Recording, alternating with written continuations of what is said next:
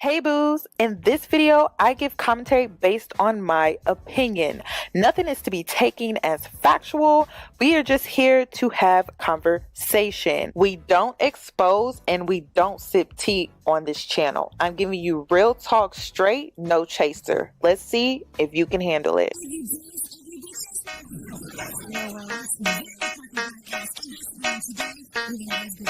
Cause I'm a boss. I haven't done anything for you to be proud of. Of course you have. You are marrying a man who can support you.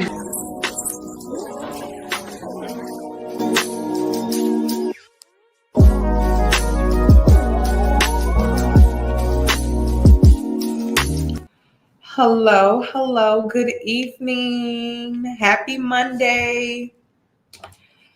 And I know I'm going to get some questions, so let me go ahead and give you the tea. So I'm wearing Rihanna's Fenty Heat. Y'all, I love this.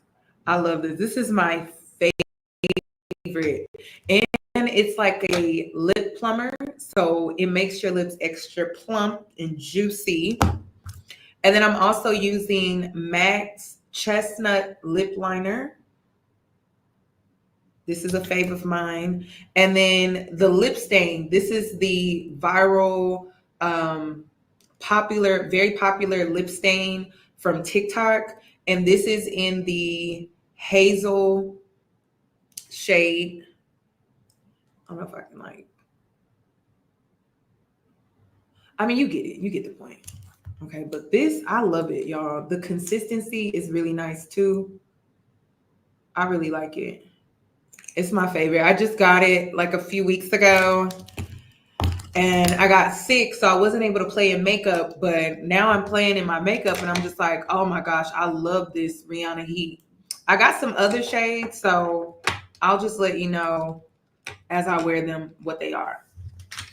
So let's get into today's video. In today's video, I am appalled.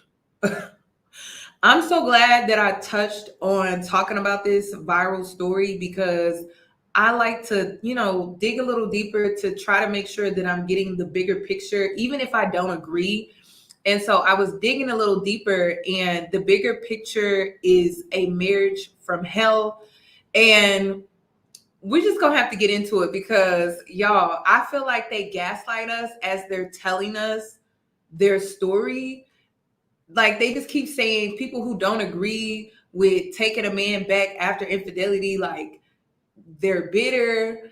And I just want to say this. Listen, I left and my life got better. That's all I want to say. I just want to encourage the girls that sometimes God is telling you to leave and your life will get better. My life was able to level up in lifestyle twice since I left. I was able to buy a luxury vehicle. I was able to live in a high-rise apartment. Like, I was able to do like a lot. I also started a business. I lost weight. Like, life actually got better when I decided to leave. And I also don't have any bitterness towards the person at all. I think it all worked out in God's plan because there were lessons that I needed for myself. And that's just my approach when it comes to this conversation. Like, I'm not even bitter or mad at anyone. I think everything happens in the way that it's supposed to, but leaving was a part of that. And leaving is so hard. Leaving is the hardest thing that you will ever do because you have to choose yourself and you have to look past what you thought your life was going to be with this person. And that is the hardest thing that you will ever have to do. But I can't tolerate a certain level of disrespect and somebody messing around on you behind your back. To me, that is a deal breaker. And that is like the highest level of disrespect that a person can do. And it's not just a once offense type thing. Like, if someone is messing around on you and they've been caught multiple times, they have no respect for you. And the only way you can garner some type of respect is by leaving. Staying, I don't believe that they'll ever respect you because you stayed, you never went anywhere. But leaving, I feel like they may not like it, but they have no choice but to respect it, because it's like, well, she laughed. So let's get into this, because I was shocked by what I found. Thank you for the compliments. I really do appreciate it. But I think every woman should have a level of deal breaker. I think every woman should have that threshold of like, okay, you've reached the level of deal breakers that I'm at that threshold where I don't have, like, you've reached the limit with the deal breakers that I have set for myself. So let's just get started with this. I have timestamps. So let's get into it. And also, please be nice and kind, y'all, because at the end of the day, this was her decision. We may not agree with her decision, but at the end of the day, it's her decision. But I'm just using her decision to stay as an example so that we can learn and grow all together. But it was her decision to stay. And I think that even though we don't agree with it, we can still learn from her decision and choice and her experience overall. So let's show some grace. Grace is also just not saying anything super mean, you know. So that, you know, silence helps. Okay. Because it's gonna be a lot. It's gonna be a lot. I'm trying to, okay, I guess we just start here. Okay. Chocolatey. Yeah. Okay, because I'm dark skinned. Okay. All right, your turn. This never goes to, okay, good. What's the most ridiculous thing I've done? Oh my gosh. Ridiculous in what regard? Like personally, or like, okay, let me think. The most ridiculous thing you've ever done? I know. Wait a minute. Is this the right one? Okay, I'm on the wrong one. That's why I'm like, wait a minute, that's the wrong video, y'all. I'm sorry. That's why I was like, wait a minute. Here we go. So talk about what it was like for you knowing my relationship with God and how it made you feel. Like, it bothered my soul. Not to look at the camera. You're so dry. Nah, because it was like, I don't know, when we got back together, it was, I don't know, because y'all seen it. Y'all seen how I got on the camera and I gave my experience. Not everybody watching even knows about that. Not everybody knows, but yeah. So when we got back together, you already had your YouTube channel. You were already standing for our marriage and everything. But when we first got back together, and it was kind of like immediately after I got on camera and I gave my, not testimony, but my experience, so to speak. Yeah. That was when I first was I was angry because I felt like you were giving God so much credit for my choices, and it bothered me. Like, that's so crazy to say out loud, but yeah, and it bothered you bad, because I remember like you were down for doing the live, and I think once you started to see how people reacted to it and what they thought about it and what they called you, like what that term is, when you're standing, the prodigal. You didn't like that. It was mostly because I had that bad taste in my mouth because of the Jehovah's Witnesses. Right. And that's a whole nother story. We ain't gonna touch that tonight, babe. Yo, the way they manipulate stories is sick. Yes. But yeah, that was the majority of it. Right. So like he said, I remember there was one night where we were like in bed laying down and you started to tell me about how you felt about it. Like you felt like you had to walk on eggshells whenever I was talking about God, because you didn't like the way that it sounded. Like it came off to you like God was forcing you to do things. And I remember, I do remember that, right? That conversation that night. And I was so confused, because one thing I know I've never done is push it down your throat. I never forced you to know God. Like it's just been me, and I allowed you to go through your process.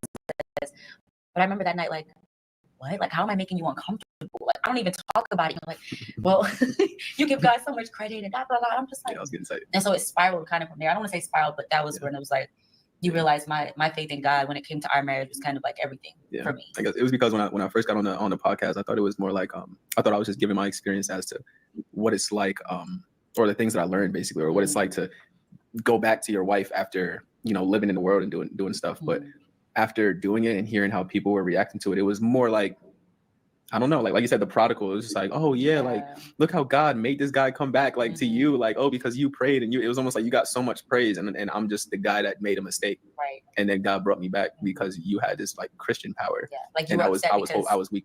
That's how it seemed. It was like it took your free will away, and that's what bothered you. Yeah, it's like part, I made this choice to come back. It wasn't just God telling me I made that choice, right? So just to give a shorter backstory on us, we were in school together. Listen, y'all, they grew up together. They married when they were super young. This is a military marriage, by the way, and I think that's important as well because I think at the time that they married, he was still in the military, if I'm not mistaken. So I feel like military men tend to rush things because, you know, they in the military. You know how it is. Like, I'll never forget when a military man took me on the first date. He was trying to wipe me up by the second date. You know how military men are. They like trying to wipe you up real quick. So how do y'all feel? I do want to know how y'all feel, though, about how he wasn't too happy with his wife's approach with Christianity and religion and how she was getting deeper in her faith. It kind of created a wedge between them, and he was kind of upset about that in the beginning. How do y'all feel about that? To my believers, my Christian women out there, how do y'all feel about that? Being married to someone like that actually despises you for creating a deeper relationship and wanting to get closer to God. Like, how? That's crazy to me. We met in 8th grade. We became best friends.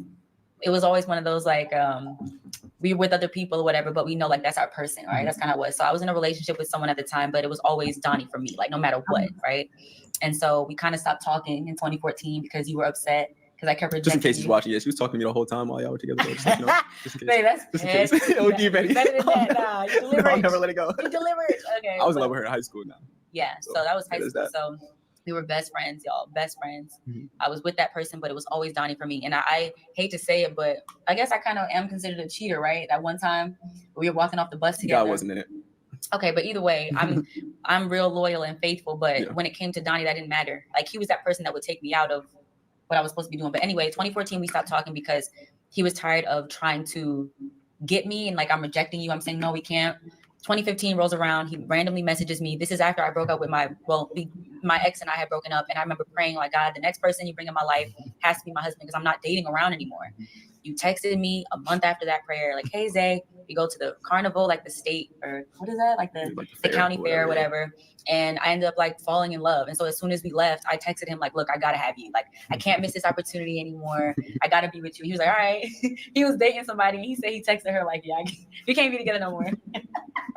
We can't be together no more because I got Zay. No, I was honest though. Yes, you were very honest. Straight honest. Like, hey, listen, somebody came back into my life and she's the one for me, so I'm not gonna let you go. Period. Yeah, whatever. I mean, it wasn't supposed to be with her anyway. Yeah. But that's how it started. And so of course we got together. We started talking about marriage. He started talking about marriage within like the first month or two that we were dating. Like on some, we gonna be married by the end of the year.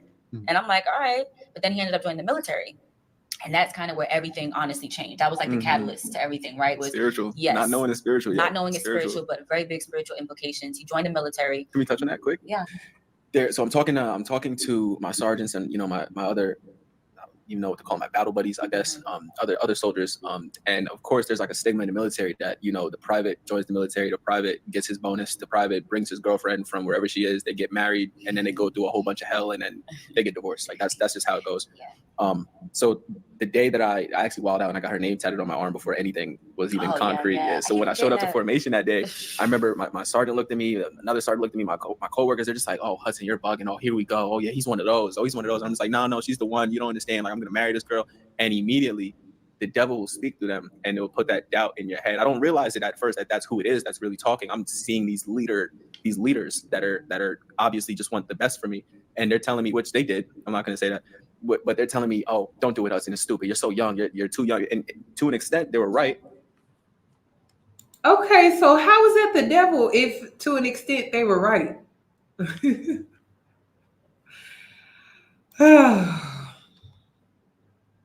Is it really completely the devil if something is right to an extent? I think that's a good question to ask. was too young, but where they were coming from wasn't from a spiritual place. It was speaking from a worldly place. It's like, no, you're too young. No, enjoy yourself. No, and that's all true and everything. But logical. It's more of they were speaking death over my marriage before it even happened. Yeah. And those thoughts in my head, it messed me up from the very beginning. I was like, oh, well, maybe we shouldn't. Maybe we shouldn't. Yeah, and I remember you literally like we had plans when I come back down after AIT, we're gonna get married, and you literally told me like, look, I don't think we should do this. I don't think we could be together. Like, but it happened so many times. I think it happened twice in the course of that. Like, you randomly just like, I can't do this. We can't do. We got to focus on ourselves. But talk about what it was like for you once you realized, okay, yeah, I can. I don't have to be with Zay. Because remember you said there was a moment where you realized like you're getting a little bit more respect and you're seeing all the women that are there that's giving you guys attention now, and then it became like, okay, this is cool. Well, I was in Colorado. When you were in AIT. Oh yeah, that was so backtracking a little bit before I was gonna marry Zay. When I first joined the military and I graduated basic training, which was only 12 weeks, and then I went to AIT. There was a moment where I kind of settled more into the Army because all through basic training, it was for 12 weeks. It's no cell phones, no outside communication, and you're not really interacting with the opposite sex too much, other than when you're amongst everybody else. So there's not too much of time that you have to flirt or do anything crazy. So my escape was when it was time to go to bed. I'm holding a picture of Zay like this, and I'm just holding a flashlight like it's in a movie. Like, I'm not gassing it. I'm just laying there, flashlight, and I'll fall asleep like that. And every day I'm writing letters to her. Mail would come once a week or however often it was, and I would get her letters like, oh, I'm so excited, this and that. That all changed when AIT started. And when AIT started, we got them phones, and we got free time. And in free time, you're allowed to mingle, and it's like you can't be alone with the opposite sex. So now y'all can have conversations in a room alone, and no one's really watching you too much because now you're a soldier, so you have a little bit more freedom. Now you have a little bit more respect. And once that happened, it was almost like suddenly, because I was just away from you for so long, it was like Zay's kind of out of my mind. Now I have this girl right here that's giving me attention, and this girl over here that's giving me attention, and all these other dudes that are getting attention from these girls. And it became like, it was even this thing called scheme team. Spiritual. Again, not knowing that anything spiritual, but we all got into a room one day, all the dudes in AIT, and we're like, oh yeah, scheme team. Yeah, which girls are we going to try to bring to the hotel this weekend? This stuff happens in the military and it's sick. Yeah. But it's all spiritual. It's like, okay, that's where all of our minds is at. Y'all. This will be going on in the military. That's crazy. Yes, women get their ears tickled, and I'm pretty sure her ears were being tickled throughout this entire part of their relationship. I'm pretty sure. Because those men were being honest. Like, they were being honest, which is why he said to a certain extent, they were being honest. There was truth to what they were saying, but it was spiritual and it was the devil. Which one is it? Was it wrong or was it right? Was it proper for you or was it not proper for you to get married at that age or during that time? But of course, that's where our minds are at because of hormones and because being locked up for 12 weeks and not, but still, it's like spiritual. It's all spiritual. Yeah. All that influence, people that don't have God, people that don't have, everybody has their own vices and everybody has their own demons, so to speak, and everybody's influencing each other negatively and you don't realize it. And like you said, just the military in general and joining. Let's move on. Is it right here? I just got to give you some backstory on their relationship before we can really deep dive, because really it's the aftermath of infidelity that I really want to talk about, but we got to get through these bullet points here so you can learn more about their beginning within their relationship. And remember, this is the woman that said God restored her marriage. And so we got to get more intel on, well, how did this all start? Where it started, I would say, like the catalyst, right? And so we finally ended up getting married in 2018. Once we got married, we moved out to Colorado. Colorado was kind of like fuzzy to me. That was like the first, right? The first stages of us being a married couple, living on our own for the first time ever, having a brand new baby. So we never got a brand new baby. Yes, brand new everything. We never got a chance to learn how to just be husband and wife because we became parents immediately. So there was that, the struggle with that. Then you ended up getting out. Yeah, we're still together, but it was rocky. It was always just, we were rocky, right? So then 2018 comes around. We're like, let's leave Pennsylvania because that's where we were. Let's leave. Let's try to start fresh. Let's go to Texas, right? Why not? Because you have a friend down there. We can live in his house for free, get on our feet. We moved down to Texas. Everything was exacerbated. We're thinking it's going to be great. It was spiritual, right? We couldn't find jobs. Remember, we were looking for jobs. Nobody was calling us back. You did get a job, but it was too much. That was man. And so that was the first time we literally separated because we used to threaten divorce and everything. That was when it was the worst. When we were threatening divorce, it was when he was in Texas. We'll probably get on why that was probably the case in a different episode. But when we were in Texas, it was constantly, every single time we were arguing against, oh, I'm divorcing you. Oh, I'm done with this. Oh, well, how about you just go back to PA? Well, that's what I'm going to do. Okay. It was bad. And it was bad arguing, loud arguing, I'm not sleeping in the room. I'm sleeping with our son because I don't even want to be around you. It was bad, right? And so there were 2 instances then where okay, I'm going to leave. And then you're like, no, don't leave. But then the final time you were like, yes, they just go. So I left. I go back to PA. 2018. You fought it a little bit too. You were like, "Are you sure?" And I'm yes, like, "Yep." Yeah. I kept like, asking him, like, "Are you sure? Is that what you want?" It's so funny because right before that moment happened, I remember I was fasting. I didn't know God, but I figured, okay, I knew fasting helped. I had some idea of it, so I was trying to fast. But of course, as I'm fasting, it wasn't enough. It was too late, which is something you. And I think it's important to mention that she did not know God until she started having issues in her marriage, which I think that is so interesting to me. Like, she didn't turn to God until there were issues in her marriage. So I believe she is sheltered. Like, her childhood was sheltered, but she did not really grow up in the church. She didn't really, or maybe she did, but she really didn't turn and form a relationship with God based off of my research until she started having issues in her marriage. So I think that's interesting too. It was almost like she used her form, like this form of religion relationship that she had with God, to use it really truly as a crutch to stay in this marriage. And they're going to get more into some of their marital issues that I personally don't consider to be marital issues at all, like your normal marital issues. I consider it to be abuse. But let's get into what else they have to say.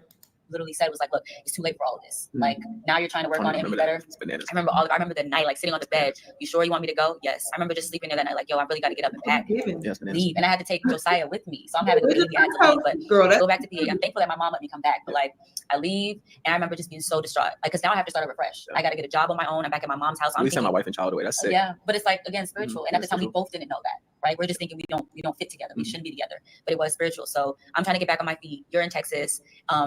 I called a family friend of his who happens to be a prophet, and I'm just like, look, here's what's going on, right? Mind you, I don't know what it's like talking family to a prophet. Friend of my stepbrothers. Right. Yeah. Right. And I also want to mention how each time there was a rocky place in her relationship, she always sought out a prophet. A prophet ain't nothing but a psychic to me. So she sought out a psychic, a prophet.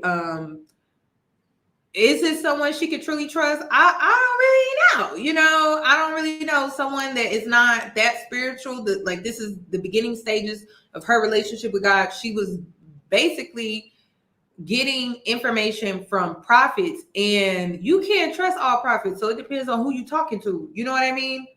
So this wasn't some coming to Jesus moment where God really spoke to her. She was turning to prophets each time she was thinking about creating a pivotal moment in her life. She turned to a prophet. And I think that's interesting too, because I'm like, girl, what? Okay.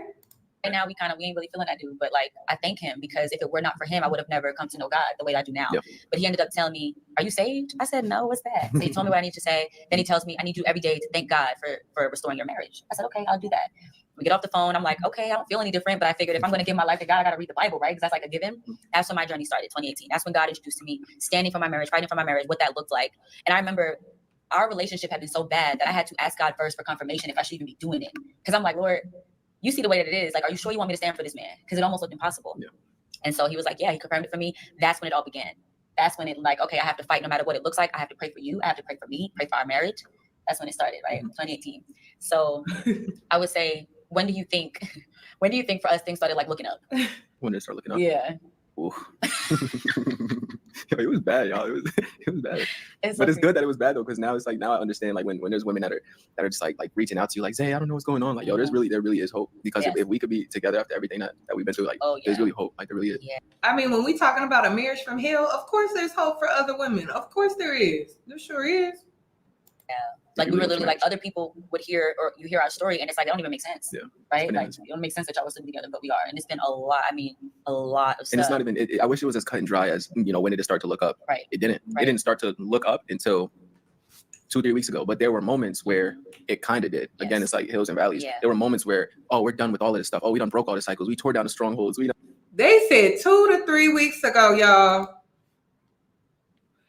So I got to go back on their YouTube channel. They said things are starting to look up 2 to 3 weeks ago. I can't make this type of stuff up. This is so dangerous, though. We're going to get into why I feel like this is dangerous.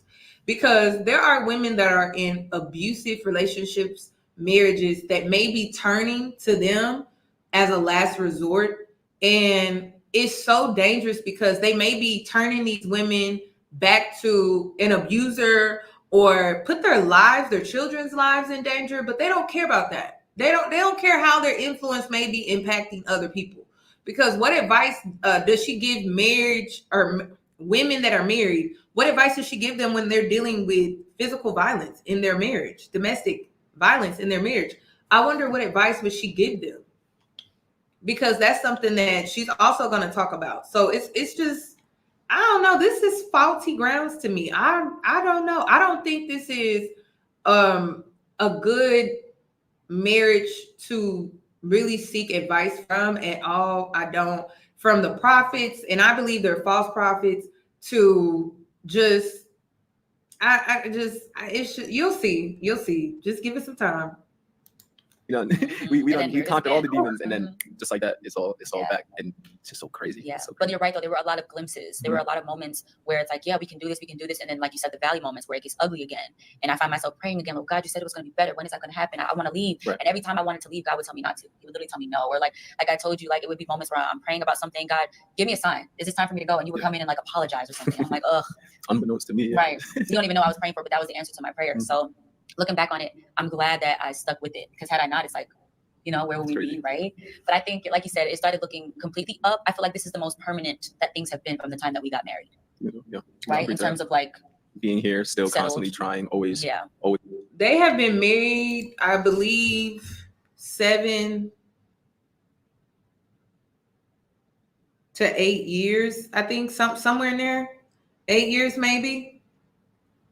I don't know if it was 7 here, but somewhere like that. So they don't even know if this works. They just saying it does for now. Like, that's kind of crazy, right? They don't even know if, 7 years. I'm sorry, here it is, 7 years. But I think it's been 8 as of today, because I think this video may be a year ago.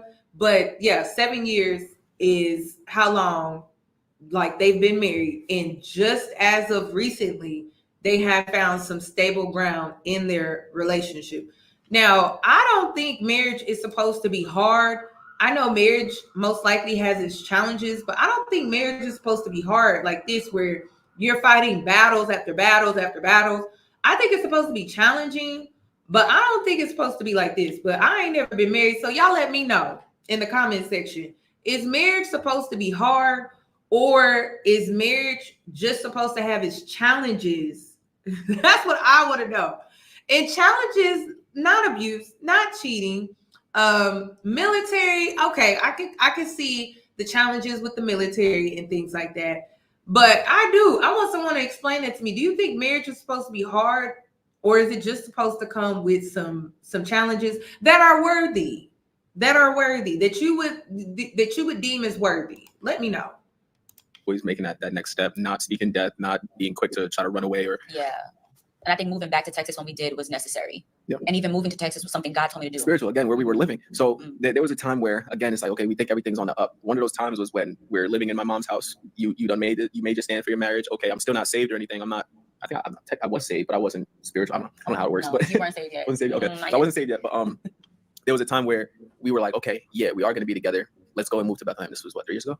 Yeah, this was 2020 when we moved. 2020, 3 years ago. So we're in Bethlehem. That place that we thought was such an eye opener, such a blessing, which it was, because we needed more. Not saying it's all just because everybody around us was arguing, because obviously we had our own problems. Right. But it's not a coincidence that while we were living in Bethlehem, there was a moment where I chose to put my hands on my wife. Like what did I choke you? Yeah. Like, it's bananas to say out loud, but and I'm not proud of it. But there was a moment where I was like, enough. And it was like, my mentality was, I'm not about to go over there and choke my wife. That's not what I'm about to do. My mentality is, I'm going to go over there, I'm going to hold her, and I'm going to force her to listen to me, because I just need her to hear my words. If she can just hear me, then it won't be a problem. But it escalated, because it's, no, you're not about to just hold me down. No, I'm not just about to stand here. No, you're not. And it's just the anger and the moment and the adrenaline and all of that. Now suddenly my hands are around her neck.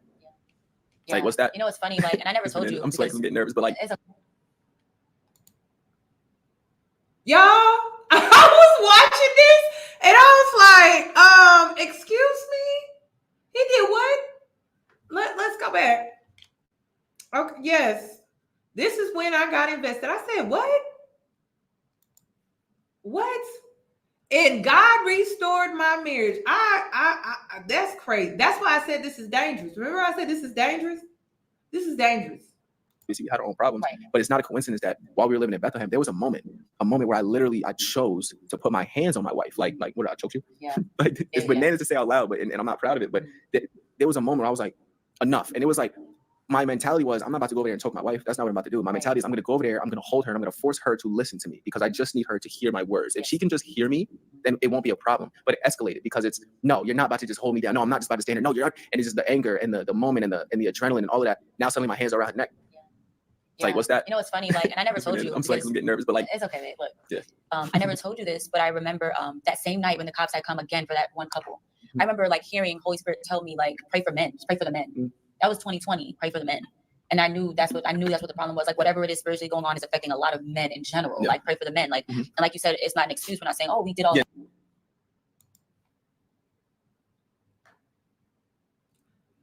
I said this was dangerous. I said this was dangerous.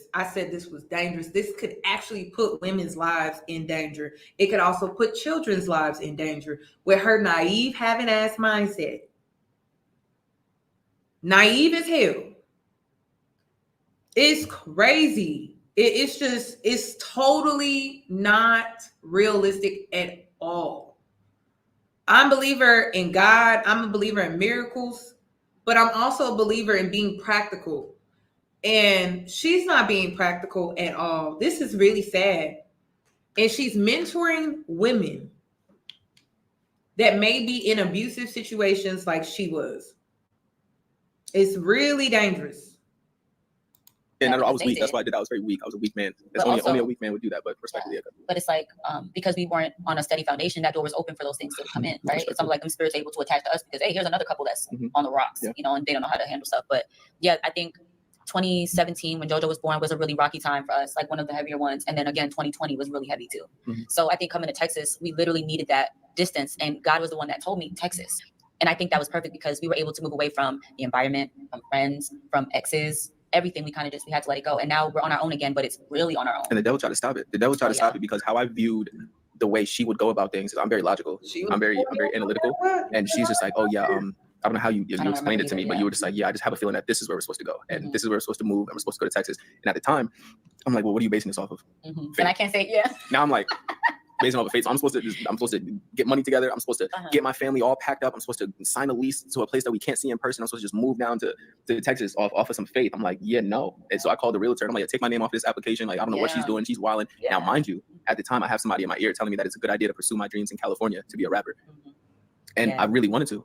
And I have a bunch of people in my ear telling me that. But then I called, who did I call? I called your dad. I don't know who you called. Yeah, I called your dad. Your dad ultimately was the one that got me to change my mind because I was going to just let you do whatever. And I was just going to skate off to California. That was what I was going to do. Because you were like, oh, babe, I'll just go there for a couple of months, save up some money and come back. And in my mind, I'm like, now remember at the time, I can't be the way I am with you now and be upfront because I'm like, we're already on eggshells. So I don't want to just be like, no, that's not going to work. So I have to try to express myself in a way where, okay, I hear you, but this may not work. Like it was crazy to me in my mind. I'm like, yo, what? Like that's your solution? But yeah. And how I'm viewing it is, again, because I'm looking at her faith, her standing as weakness. And I'm viewing it as, okay, well, if I don't have free will, like how am I here? You know, if God just...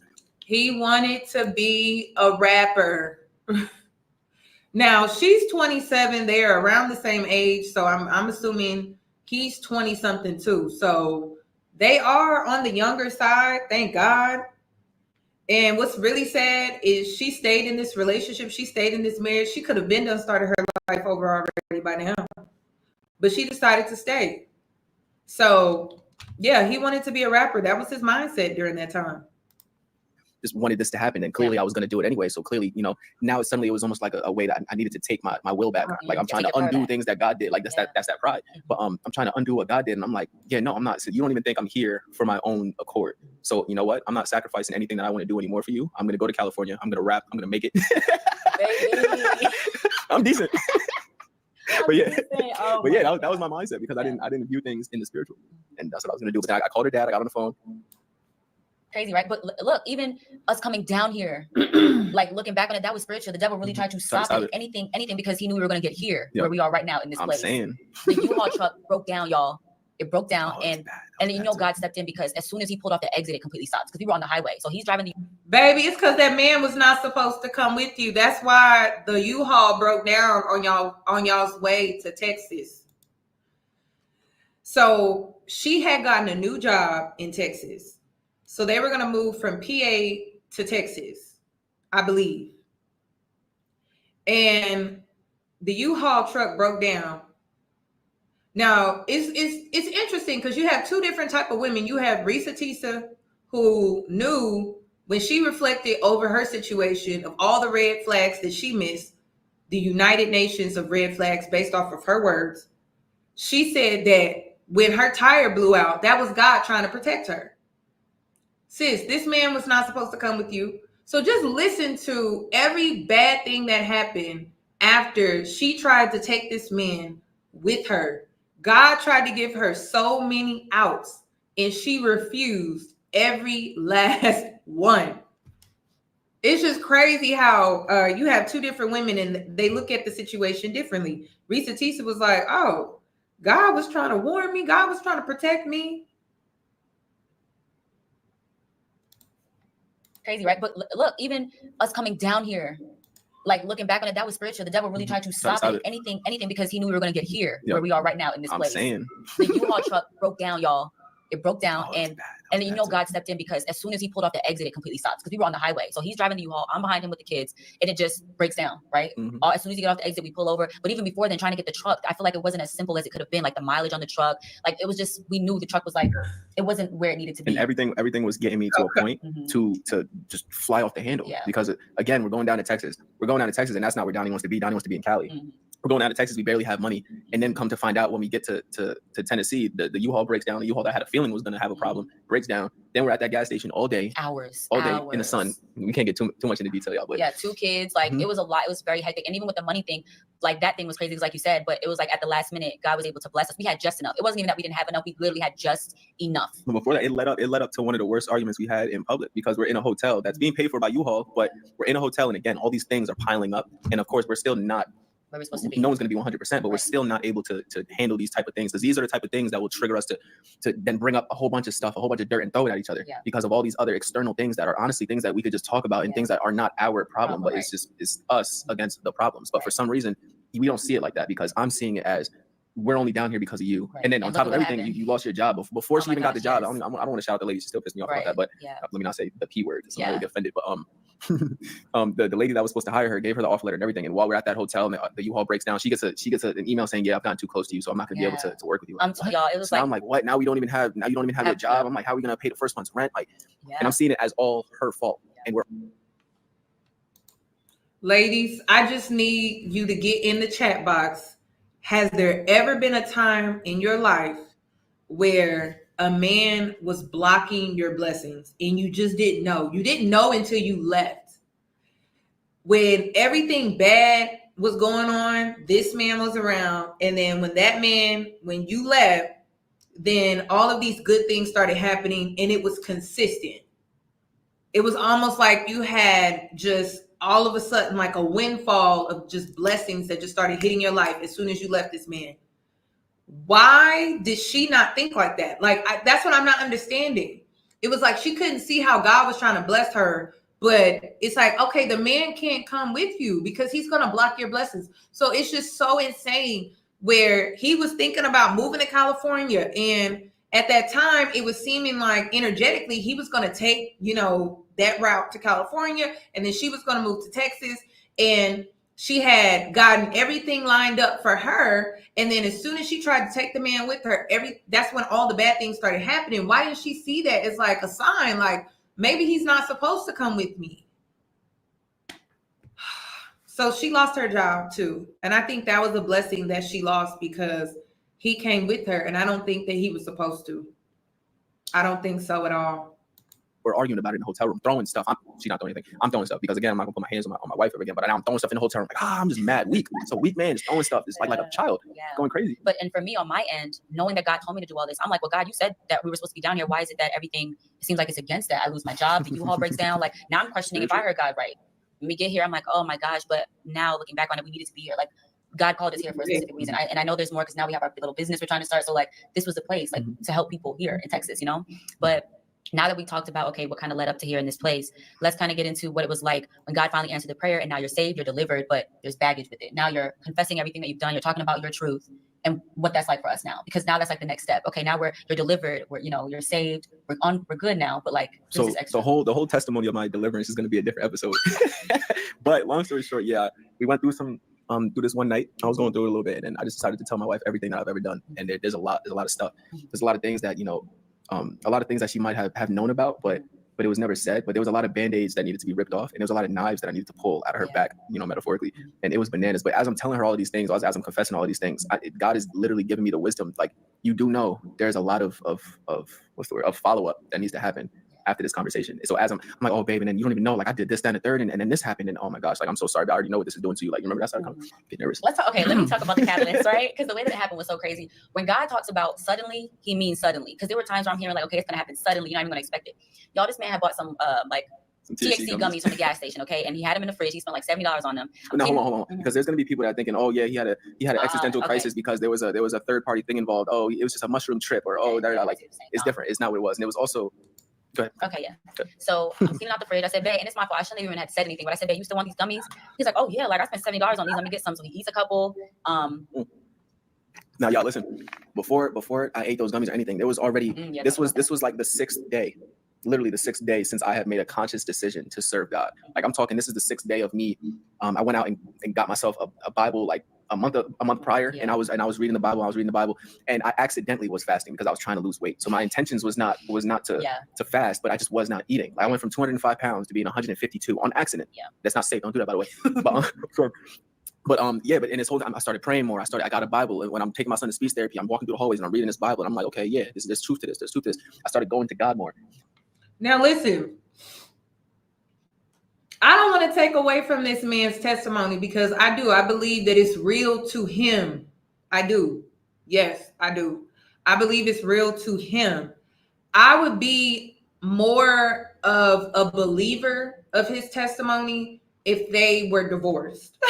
Yes, I would be a believer. I said it's real to him. Okay, we not the same. It's real to him. This is his testimony. So listen, we just gonna hear him out. But I would be a believer of his testimony if they were divorced and they were separated. And I would be like so open to hearing it genuinely. But because I don't feel like there was any real development on her part, and I think it would have been crucial for his testimony, I'm just not a believer of it, because I feel like there's way more work that goes into this than he just turned to God and like, that's it. But what about her? Because I don't know, like her testimony is, I just stood and took and suffered and took everything that he threw at me. So it's hard to really accept his testimony because they're still together. And I think when it comes to everything that he put her through, the level of disrespect, is hard for me to accept his testimony. I'm just being honest. And it's not that I don't believe people can change. I believe that people can change. I believe that people can turn their lives around and turn to God and really live a totally different life. But I don't know. It just doesn't seem like it was 100% genuine on his part. It just seems like she was really pushing this salvation on him in order to stay in this marriage. And we don't know. It didn't seem like he had a job at the time, because when they moved from PA to Texas, he didn't have a job lined up. She had a job lined up, and then she lost her job. So it's just, I don't know. It's just hard to be a believer of his testimony. But listen, it's his testimony though. The beginning of the week, Monday, I started grabbing, I got this child's Bible for my son, and I started reading the Bible with my son. The 6th day of doing that and praying and just really trying to get close to God, that was when, because I haven't smoked weed in I wouldn't say like a month. I wasn't smoking weed. I wasn't doing anything. I had forgotten there was the gummies in the fridge. Right. That it seemed like. Wait, talk about your mom. Because remember, your mom had sent you something about like. That day.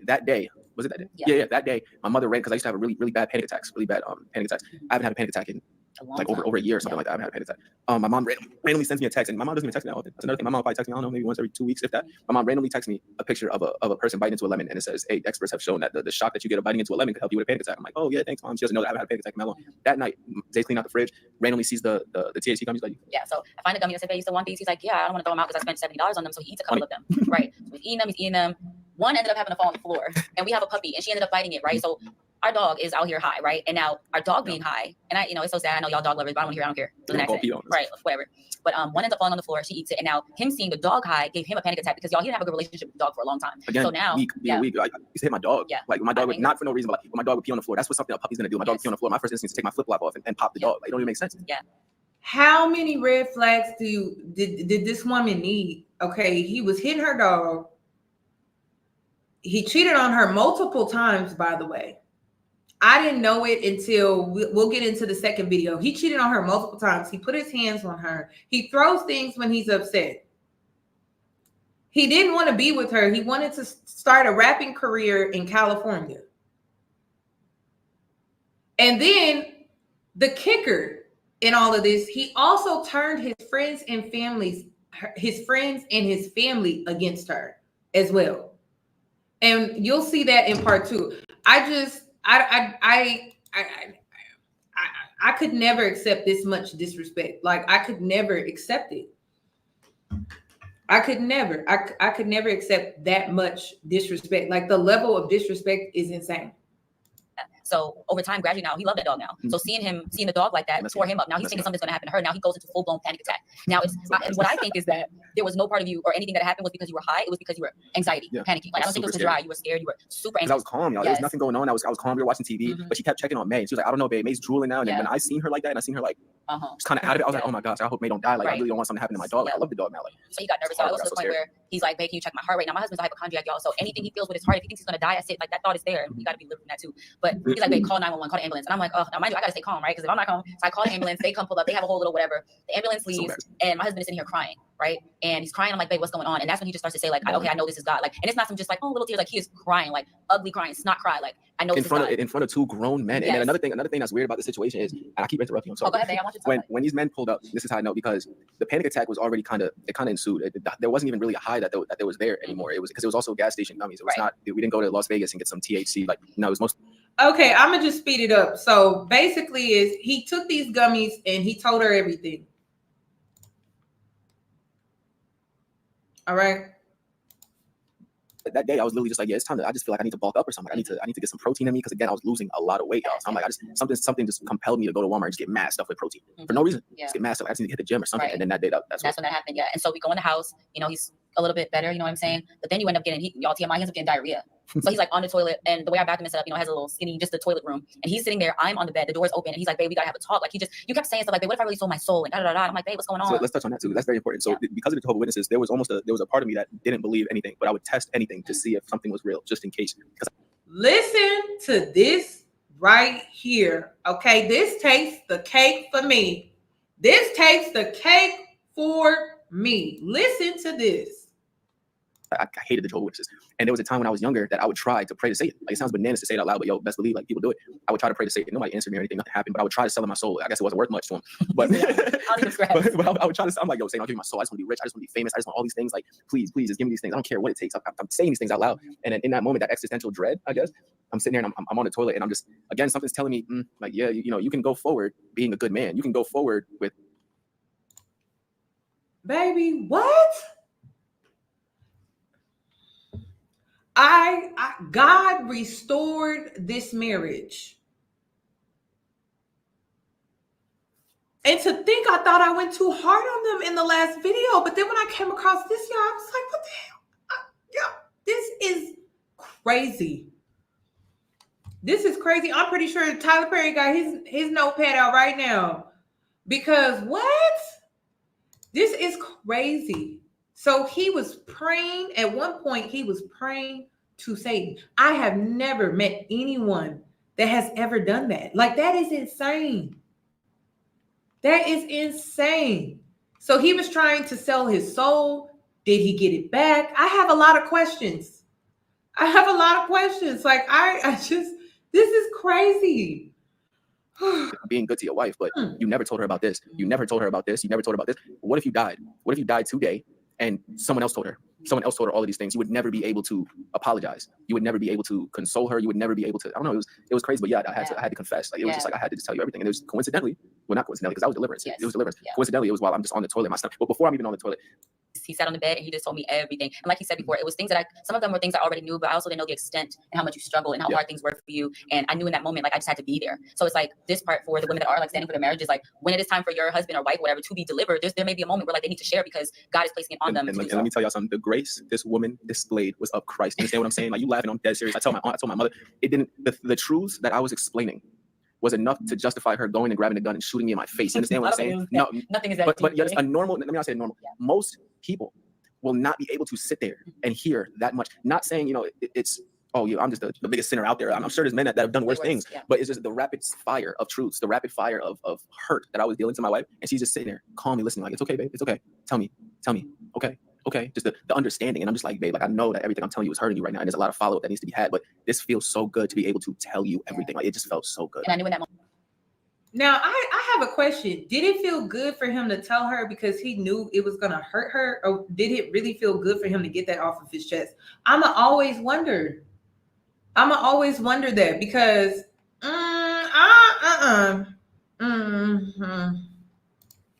it's crazy, y'all. It's crazy, but let's continue.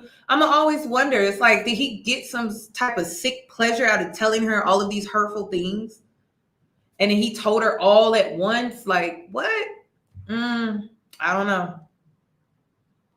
Moment I had to do that. I needed to be that safe space for you. I had to. It was almost like this was the moment God was training me for after all these years. So I had to listen. I had to understand, be there for you. She said, this is the moment that God had been training me for all of these years. So this is the moment where all the suffering that I went through over the years, God was training me for this. So that my tolerance level is so high, I can deal with all of this truth fire that he is hitting me with all at once. Now, that don't sound crazy to y'all, because that sounds crazy as hell to me. It sounds crazy as hell to me. You make sure that you're comfortable. And it wasn't until the day after where it sat in for me. And now I'm processing like, oh my gosh, a lot of these things have happened. And so what I was going to say before is like, for the women that are standing, this is going to be a thing. And you have to understand that you do need to everything. Like, it just felt so good. And I knew in that moment I had to do that. I needed to be that safe space for you. I had to. It was almost like this was the moment God was training me for after all these years. So I had to listen. I had to understand, be there for you, make sure that you were comfortable. And it wasn't until the day after where it sat in for me. And now I'm processing like, oh my gosh, a lot of these things have happened. And so what I was going to say before is like, for the women that are standing, this is going to be a thing. And you have to understand that you do need to listen. So yeah, it may hurt, but it's like in the moment, you just got to be there, be that sounding board and make sure that they know like, it's okay. Like I'm here, I'm hearing you, you know what I'm saying? But it wasn't until the day after where I'm like, oh my gosh, like these things happen. And then I started to just kind of spiral. And I started to struggle because I'm like, on one hand, this is a beautiful thing. I prayed for this. God bless me with this. But on the other hand, why did it need to come with all this baggage? Why did there need to be pain attached to my blessing? Like that's what it was for me. So now that's where we are right now. Like me trying to heal from the hurt day. Now I have a question for the ladies that's out here. Do you believe pain is attached to your blessings or a blessing?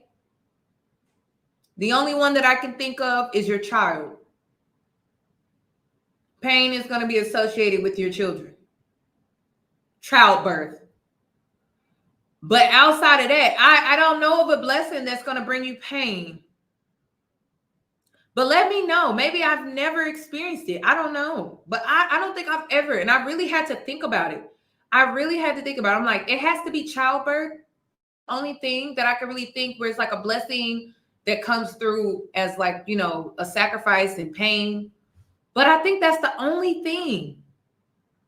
I don't believe that there is a blessing out there where it's outside of childbirth. I don't believe that there's a blessing that's supposed to come with pain. Suffering, I just don't believe that. Then what's the point of the blessing at all? I don't see the point of the blessing. But let's continue. On things that I know, this infidelity in general is like, that's a different level of hurt. Yeah. You know? And I think it's a different, for me, like the reason why it was so hard is because like I told you, I saw who it was. I saw the person. And then as a woman, you start to compare. Yeah. And like I was telling you, like it became a job where like I'm checking social medias. So yeah, all of it just caused insecurity and stuff. But I think you're right, because if both people walk away, it's almost like, let's let bygones be bygones, right? Like let's just start fresh, right? We both hurt each other. Let's call it a truce, that type of thing. Like let's just work on it together. Yeah, I feel like in my experience, what I see is that is harder when you have those relationships that have gone that far. And when both people have walked away from it, it's a lot harder for both people to come back in a sense. Yeah. You know what I'm saying? Because it's almost like what I came back to was my wife. What I came back to was God. But if both people walked away, both people did that, it's yes, you can come back together. You can work those things out. But it's almost as if when y'all come back, you It makes sense though. Like I understand what you're saying because it's almost like how can you trust the other person now? Because there's always going to be this, you know. At least for me, that's how I would feel. Like, even if you have no right to feel that way because you both did it. Not even just that. It's almost like I had a home to come back to, and now y'all have to come back and build it again. All together. It's like that kind of. You know what I'm saying? Yeah, that makes a lot of sense. Like we at least like not saying that she's better. And what you were seeing. See, he said he had a home to come back to. So that was the benefit, and that's what I felt like. I felt like. After he realized that the other woman was not it, he ran back to his wife because he had a home that simply had a home he could come back to.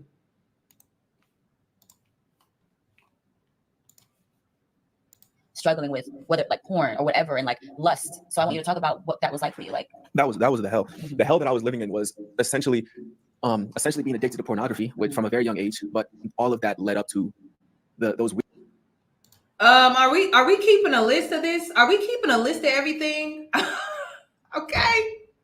So we can add porn to the list, y'all. We can add corn to the list. Corn. We can add corn to the list. It's a long list of things. My goodness, that she was putting up with.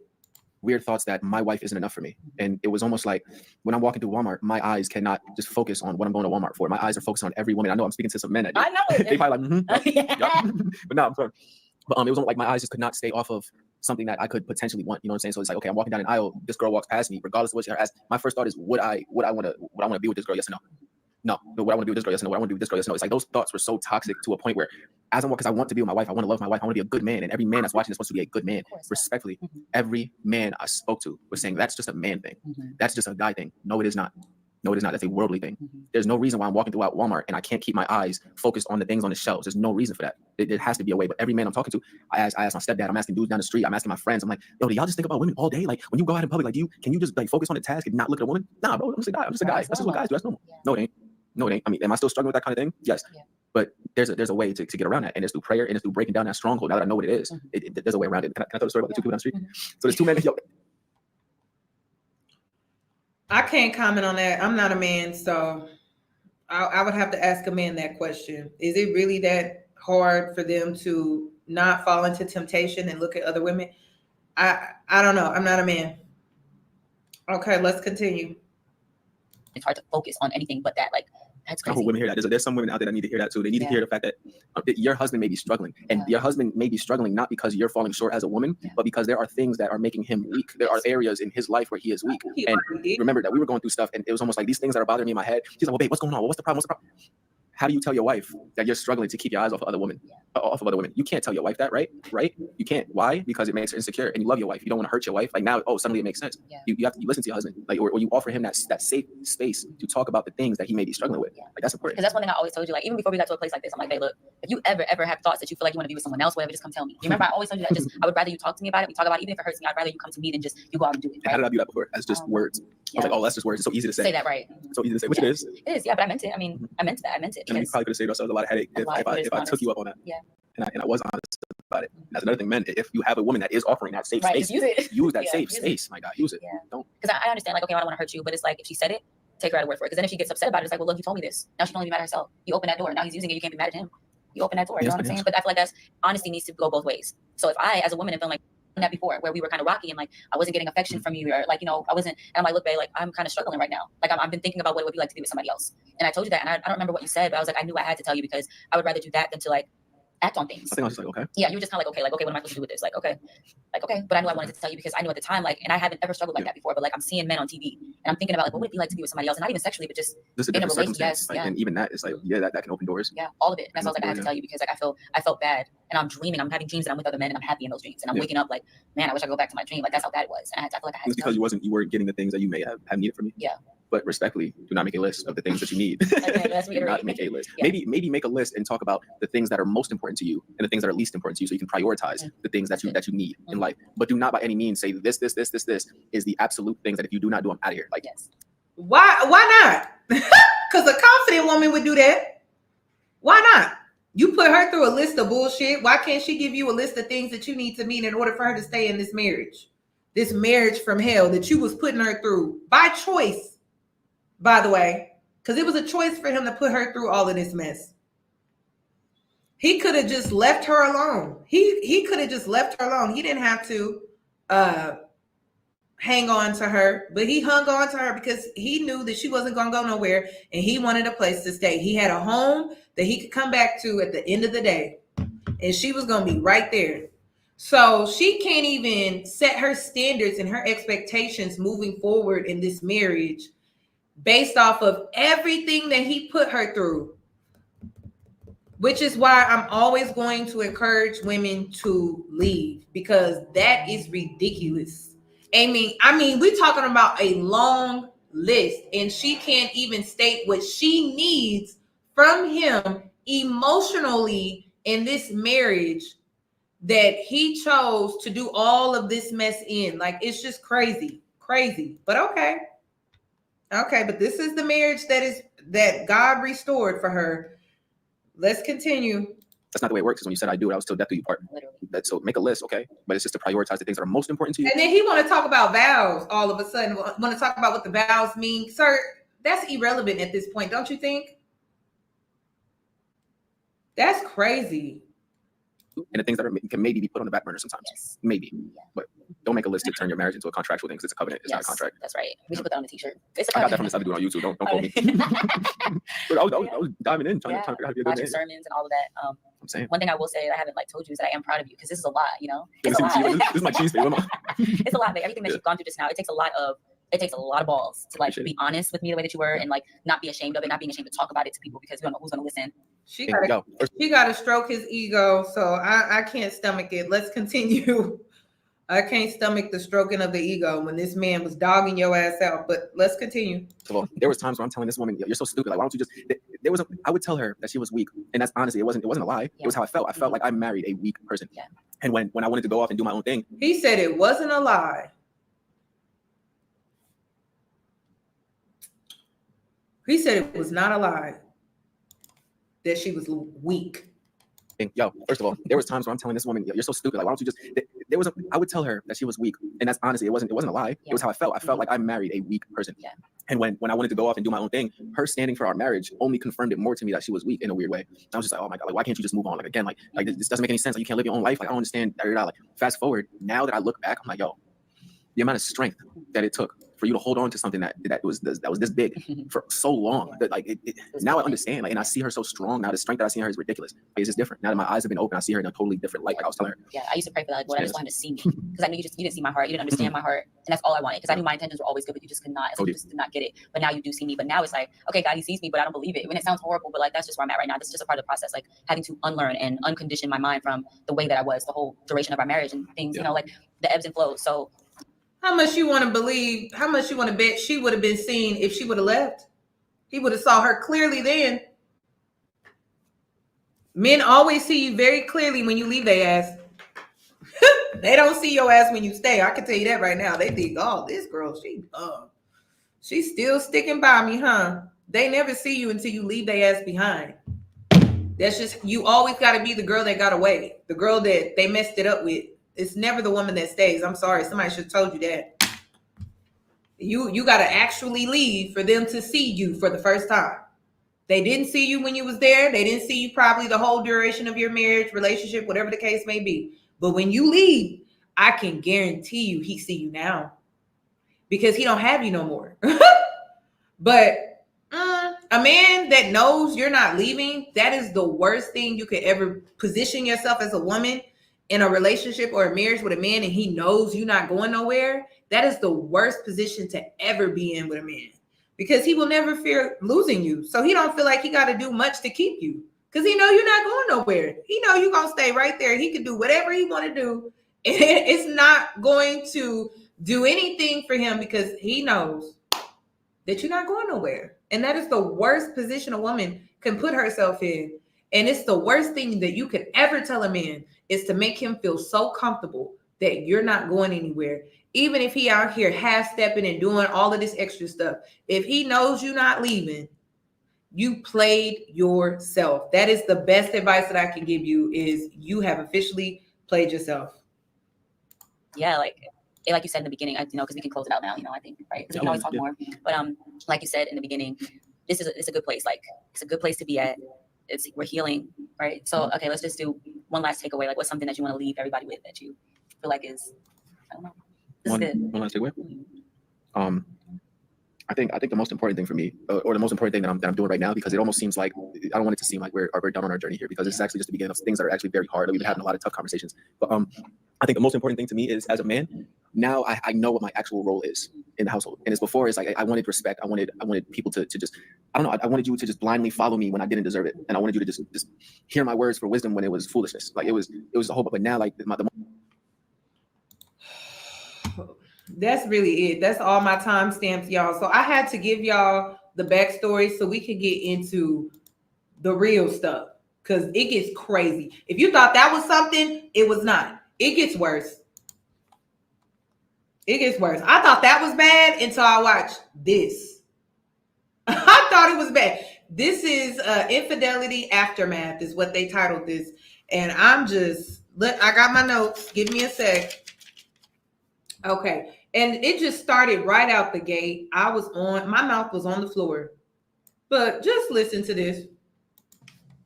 No, you did. Okay, so you go first. So you got to read yours first.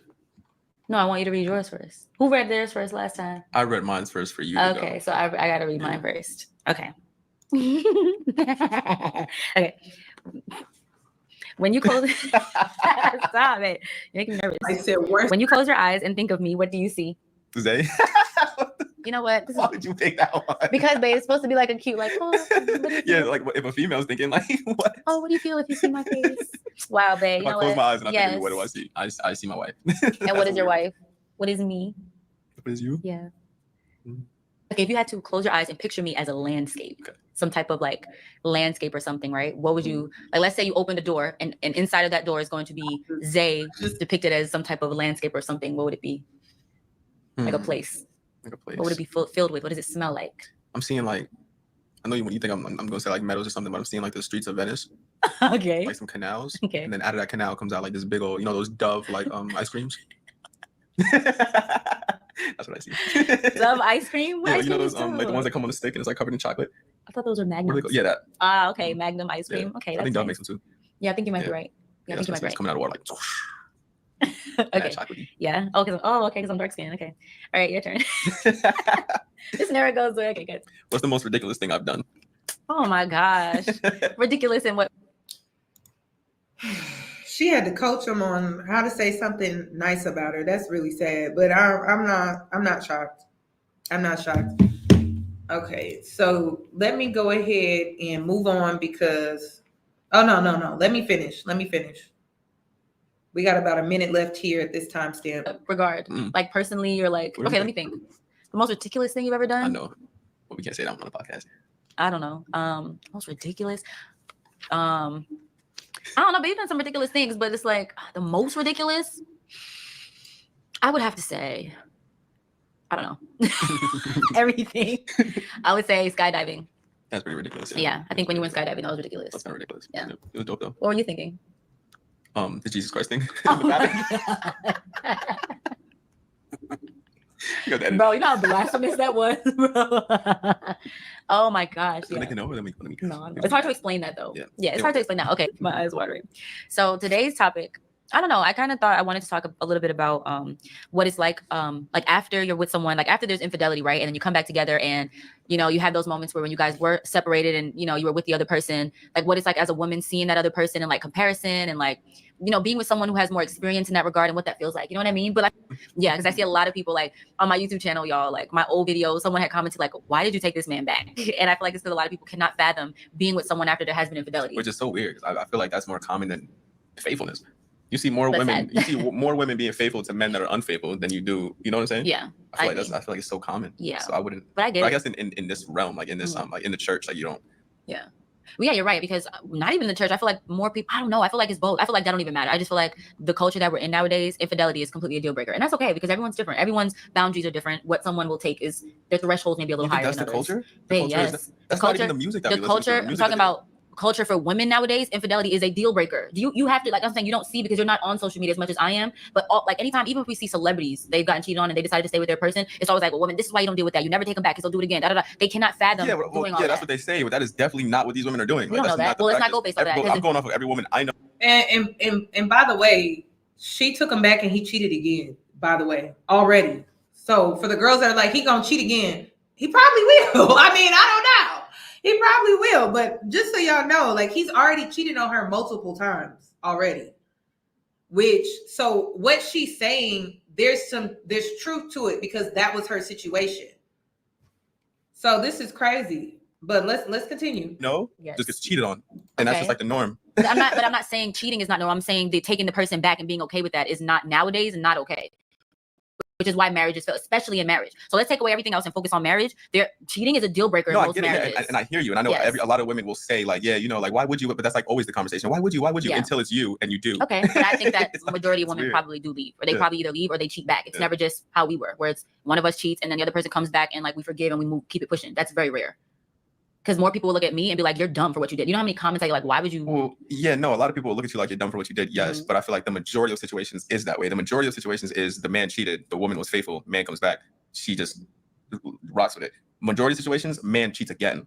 I don't know. I'm not going based off of that. I'm going based off of what I see people comment because I don't know what their lives are like. But if I'm just looking outwardly at what they say and how they respond and react to those things, it is always. It just amazes me how she don't listen. She talk too much. Did you not hear what this man just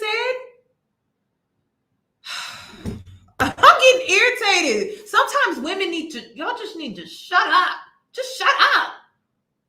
So you can hear the truth that's coming out of this man's mouth. But instead, you already forming your response. You're not even hearing what he actually said. Because it can really save you in the end. Seriously, it can save you in the end. My God. And I know that has to get on his nerves though. Like for real. Because I'm like, did she actually listen and comprehend what he actually just said? Because it could really save her in the end. And instead, she's like talking. And I'm like, oh my God, you know what? Okay. Because he just told her most men are going to cheat again. He keeps saying it and saying it. She's like, oh, no. I'm like, oh my God. Okay. Sometimes it's just best to just be quiet and let the man finish. Always a negative, like, girl, it wouldn't be me type of thing. Well, I mean, they can't take anything I'm saying out because I mean, I'm the person that cheated. So right, and that's another thing too, right? Yeah, like, oh, it's a normal. Yeah, cheating. If we took a poll, I'm pretty sure a lot. Just look at the women in my family. Yeah, my family alone. Yeah. Like that scenario that you're talking about, where it's a deal breaker. Yeah, I'm not seeing that anywhere in my life. But we also got to remember, like, our parents and stuff, they're a little bit older. I'm talking about this newer generation, this newer feminist movement. But that's what I'm saying. Yeah. So like, but that's what I'm saying. Regardless if the person is married or in a relationship, cheating is a deal breaker nowadays. Nobody's willing to push past that because they think, again, well, if you love me, you wouldn't do that. So they don't even see it as worth it. Whether the person is married or just boyfriend and girlfriend, it's like, no, like, you deserve better because nowadays the culture is independent women. And I don't, you know what I'm saying? Right. That's how it is. So they look at us and probably think, wow, even though it's good now, they're probably thinking that he's going to do it again. They're probably thinking I'm stupid for doing it. If they're looking on the outside of everything. But I mean, respectfully, if it is before marriage, you're doing wrong, smashing anyway. Yeah. So, okay, you got cheated on, probably because you wasn't even supposed to be fornicating in the first place. Not because, but again, it's like, but if we're talking about just marriage, it's like, I hear what you're saying. Yes. Like, okay, we're just talking about just marriage. It's a deal breaker. Yes, for a lot of people.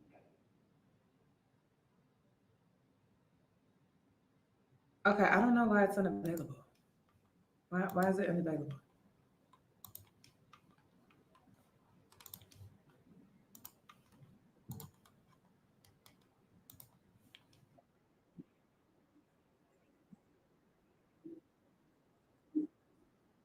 Married or just boyfriend and girlfriend, it's like, no, like, you deserve better because nowadays the culture is independent women and I don't, you know what I'm saying? Right. That's how it is. So they look at us and probably think, wow, even though it's good now, they're probably thinking that he's gonna do it again. They're probably thinking I'm stupid for doing it. If they're looking on the outside of everything. But I mean, respectfully, if it is before marriage, you're doing wrong, smashing anyway. Yeah. So okay, you got cheated on, probably because you wasn't even supposed to be fornicating in the first place. Not because, but again, it's like, but if we're talking about just marriage, it's like, I hear what you're saying. Yes. Like, okay, we're just talking about just marriage. It's a deal breaker. Yes, for a lot of people, which is why marriages. But if that's the case, then I feel like you wouldn't even have a channel. Like over 15,000 women, somebody's standing for something, and I'm pretty sure the majority of those situations. But those are people who know God though. So the people who don't know God, which is greater, they're looking at it like, nah, I'm not. I feel like it's those that don't know God. And so y'all, we don't know God because we're not open to accepting a man back after cheating multiple times. And I just want you to understand his disposition, right? Like, his position is he knows the type of woman that he has. And I always tell y'all, men know who they can play with and they know who they can't play with.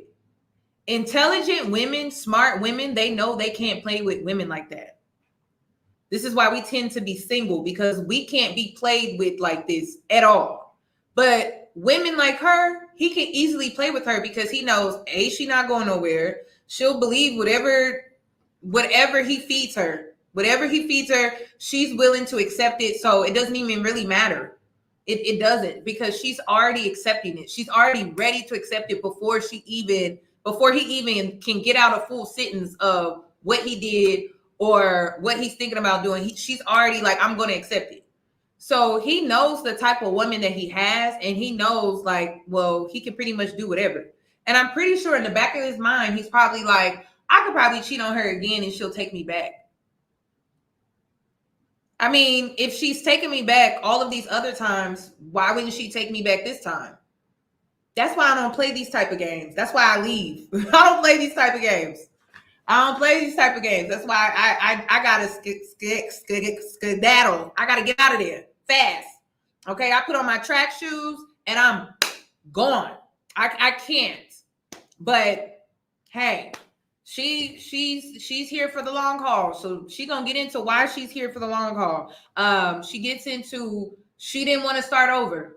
And 99% of the time, it's women who don't want to start over. Simply, that's it. They don't want to start over. They don't want to get into a new relationship, a new marriage. They just want to be in that relationship with that man because they're comfortable, and that's it. They don't want to start over. 99% of the time, that's why women stay. And men know that. And we got to start changing that as a norm. We got to start changing it. Women got to get out of this, oh, but I'm comfortable and I'm content. And, you know, like, I don't want to start all over again. Like, it should not be a norm for men to know that they can bank on that, because then they can use that against you. And they know you're not going to go nowhere. That's the worst position to put yourself in as a woman. Are the ones that cheat back. Yes, they either cheat back or they leave. That's another thing that I feel like the women that do leave the comments like that is probably like, okay, you probably don't understand how forgiveness is. Yeah, but that, you know what that is. I mean, that's because they don't know God. They don't know the love of God, and the love of God is all of that. Which I'm not trying to be biased. I'm not trying to defend what I but like, a lot of people love what you are. Like, you think so? I'm not trying to defend what I've done. I'm trying to defend the reality. Like, reality. Like, you would not have a channel if women was like, oh, deal breaker. Yeah, that's what I'm saying. It's not all women, but most of the people that do follow me are people who know God and understand that level of forgiveness and understand what standing is. That's a very, very small percentage of people. I hear you. It's very niche. Everyone else outside of that would see what I'm doing and say that I'm stupid, or any woman that does that is stupid. I feel like the reality of the situation is, aside from God not having anything to do with it, it's very easy on the outside looking in to call a woman stupid. And that's what most women are going to do, because that's what they're supposed to do. Because it's like, okay, a man cheated on you, more than likely I'm going to cheat again. Like, those are the facts. Yeah, they're looking at those it are natural, those are the statistical facts of the situation. Mm-hmm. And also the facts of the situation is, if it were you and you loved the person as much as you loved me, you'd probably be stupid too. Yes. Stupid and right. We always look at people like, no, but you can't say anything until you've been there. Exactly, that part. But yeah, but again, not justifying what I'm doing. I'm just trying to keep it consistent. Yeah. You know what I'm saying? Yeah, and I think that's true. So I wanted to talk about this because for the women that may be with someone, or even men that may be with someone that maybe there was infidelity, and then can I touch on that? Yeah, what? I'm sorry, not to interrupt. So like, just to prove that, like, yo, I'm really not trying to defend anything. I'm just trying to keep it consistent, right? So, and I don't think that as a woman you should be calling another woman stupid for wanting to be with her husband, not because I'm the one that cheated, right? Because obviously I'm the one cheated, but in my experience, right? Like, I had a friend who was cheated on. By a woman, and they're not married. So again, she really has no obligation to him, technically, right? But he was cheated on, and it hurt him really bad. When he talked to me about it, he was just like, man, I don't know, And I asked him, I'm like, well, bro, like, do you still love her? He's like, yeah. And I'm like, well, I mean, take responsibility for your part that you played in it. And I just gave him the advice that, like, I'm just like, sit down with her, talk to her, figure out why it happened, maybe try to work past it. Fast forward a couple months later, they're not together anymore. Again, it was a deal breaker. She had moved on, but he told me that, bro, you're the only person that gave me that advice. Everyone else was like, F her, And I feel like that's wrong. Like, that's not being a good friend. Being a good friend is looking out for what that person actually feels, and what you actually felt was you still loved your husband. So if any woman was just telling you, like my mother, you should just give up on it. Oh, and it's just like, is that really what she needs to hear? Or, you know what I'm saying? Are you putting your own opinion on that person? Because you may have been through that, and you may be hurt, and you want, because you wouldn't do that. They know they wouldn't do that, so they can't fathom me doing that and being okay with me doing that. And that's me telling another man that, because most men are like, oh yeah, F her, bro, yeah, go crazy. She's a thought, bro. And I'm the only one telling him, like, yeah, nah, bro, I don't think. Like, bro, especially when there's maybe it's because you were projecting on him because you cheated on your wife. So how could you tell him to leave if you were sitting up here cheating on her? So wouldn't you be projecting at that point as well, sir? That's what I'm saying. Like, they like to talk to a certain type of woman. I don't think she actually listening to what this man's saying, because he running game right now. So because he's a cheater, he told his homeboy not to leave the woman that cheated on him, because he's a cheater. So he projected his position from his relationship, his marriage, on his homeboy. And it's just, it's an easy conversation. I don't think you should make that decision for anyone. I think that decision has to be made for themselves, but it's really simple. Just get straight to the point. Are you going to be secure in this relationship knowing that they cheated on you? Yes or no? If the answer, depending on the answer, then you have your answer. I know personally, I would not be able to handle knowing this man cheated on me. I'm never going to feel secure in this relationship. It's just, it is what it is. It's the aftermath that I'm concerned about. It ain't even that he went out, he did it, boom, boom. It's the aftermath for me. It's the lack of respect afterwards for me. I now know that this person does not respect me. It's not even that he did it and everything. It's just what it really symbolizes be in the relationship now. It's like, how do you even recover from something like that? How do you become secure again in a relationship like that? It's hard. And this goes for anyone. Like, even if it was a man and he got cheated on by a woman, I'm pretty sure as a man, it's hard for him to now be secure with her. And he won't have to wonder in the back of his mind, like, damn, is she stepping out on me again? Who wants to deal with that? No, some people really don't want to deal with that. So I think that's what it really comes down to. Like, if you are considering taking someone back, can you be secure with them knowing that that's what they did? And then you have your answer. Me personally, I can't handle it. I can't. It would just cross my mind, and then I already got an attitude. I'm ready to argue. I'm ready to get into it because I'm thinking about the situation all over again. Like, I don't know. I don't handle betrayal lightly. I just don't. I'm just not one of those people. I can't do it. But some people can. Some people can, especially when they cheat back. Some people can move past it. But I just rather move on and start fresh somewhere else. There, yeah, that's your girl, bro. Like, yeah, talk to her. Okay, I don't know why I keep doing it. Maybe I need to take this because I have the video. Maybe I don't know why it keeps doing that. This must be a YouTube issue because the other video played just fine.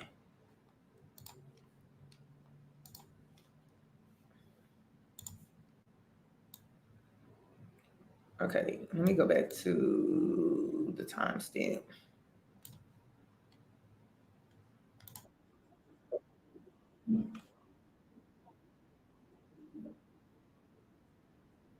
That's a real test, right? Because you can tell him all of that, but if that were you, do you think you would respond in that manner? That's what I'm saying. Yeah, right. Me, I'm like, ooh, it's just sick, bro. It's hard. It's hard keeping it consistent. Yeah, that's so sick. But so he was saying that if the roles were reversed, would he be able to take the woman back? Because he gave advice to his friend, his male friend, when his girl cheated on him.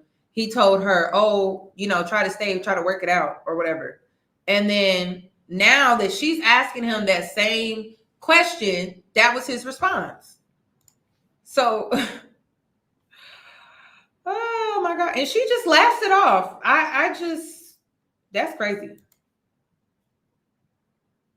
That is so insane to me. Woo-wee. For you, do you think you would respond in that manner? That's what I'm saying. Yeah, right. Me, I'm like, ooh, it's just sick, bro. It's hard. It's hard keeping it consistent. Yeah, that's so sick. But yeah, that's why I want to talk about it because been cheated on or whatever, you decide to stay together, but there's these like little things that I don't think people think. That's a real test, right? Because you can tell him all of that, but if that were you, do you think you would respond in that manner? That's what I'm saying. Yeah, right. Me, I'm like, ooh, it's just sick, bro. It's hard. It's hard keeping it consistent. Yeah, that's so sick. But yeah, that's why I want to talk about it because been cheated on or whatever, you decide to stay together, but there's these like little things that I don't think people think about that happens once you decide to come back and be with each other, right? So for us, when you were done with the girl and then we get back together, there was a lot of insecurity there for me, which is a given, right? Like obviously I'm going to be insecure, but I was insecure because I was like comparing myself to her because I just kept thinking like, well, what does she have that I don't have? And then I ended up seeing it. So I'm seeing pictures of her, and I know women can relate. It's like as soon as you know that your man is with someone else or whatever, it's like you're on like it's like a job, like watching their social media pages and like seeing what they're talking about and what they're doing because you so desperately it's like you want to be that person. You can't be, but like you have to watch, even though it tears you down, like it hurts so bad, but you still gotta watch it. So I'm comparing her body to mine. I'm like looking at her like, wow, like she was completely different than me. So when we finally got back together, like there were moments where I'd be thinking, I wonder if like he's thinking about her right now. Like, I wonder if like we could just be laying down watching TV. I'm just like, I wonder if he like misses her right now. Like what if they used to lay down and watch TV like this? And like, now that he's not doing it, like he's thinking about her. Like when we were intimate, I'm thinking, I wonder if he's like thinking like got her picture, like her face in his mind, but he's with me. Like, and that was very difficult. Like that insecurity that like, all I could think about constantly was her. And like, if you're thinking about her, and then I would have dreams about her. And I'm just like, yo, like I cannot escape it. You know what I mean? And it doesn't help that when we got together, I was real innocent, like sexually, right? So I didn't have any experience at all. And this man, like, he had a lot of experience, you know? And it's only because like, I think growing up, I was really shy. So I was never open like that to even have experiences. But even that, I felt like I was at a deficit. Like I wasn't good enough. Like I wasn't up to his standard because I wasn't on the level that you were on, you know? Mm-hmm. And I felt like that put me at a deficit because you had been with other women and you were able to figure out what you liked in a woman, what you liked in every sense of the word. And I don't know if I could live up to that. And I was like, man, like I've only been with one other person outside of you. I'm not experienced. You've been with all these women. They know you, you know them. Like, I don't know what I'm doing. This is a woman that has men centered in her life. That's it. That's why she's automatically making the other woman the ops, some woman that she don't know, a woman that your husband chose, and you're stalking her and comparing yourself to her because you have put this man at the center of your world. And now that you're not, he has made it known that you're not his world, that he has many that are his world. Now you're comparing yourself in that way. But I'm telling you, if she didn't have men centered like this, she wouldn't even be feeling this way. She would not. She would be putting herself first. She would be focusing more on herself. More on herself, less on the other person. But you have to have a high level of confidence. And, you know, I think being betrayed in this way, but I've been betrayed in this way. I don't know. I actually felt bad for the other woman. Like, I didn't think that she got something that I didn't get. I never even thought in a way to where she had gotten a better version of it. I don't know. I just didn't think that way. I really thought like, damn, she really took the trash that I did not want.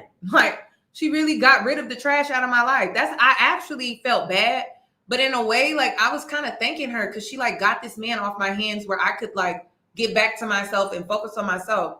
But she wanted the man. And so she put the man at the center of her world. And this is her outlook.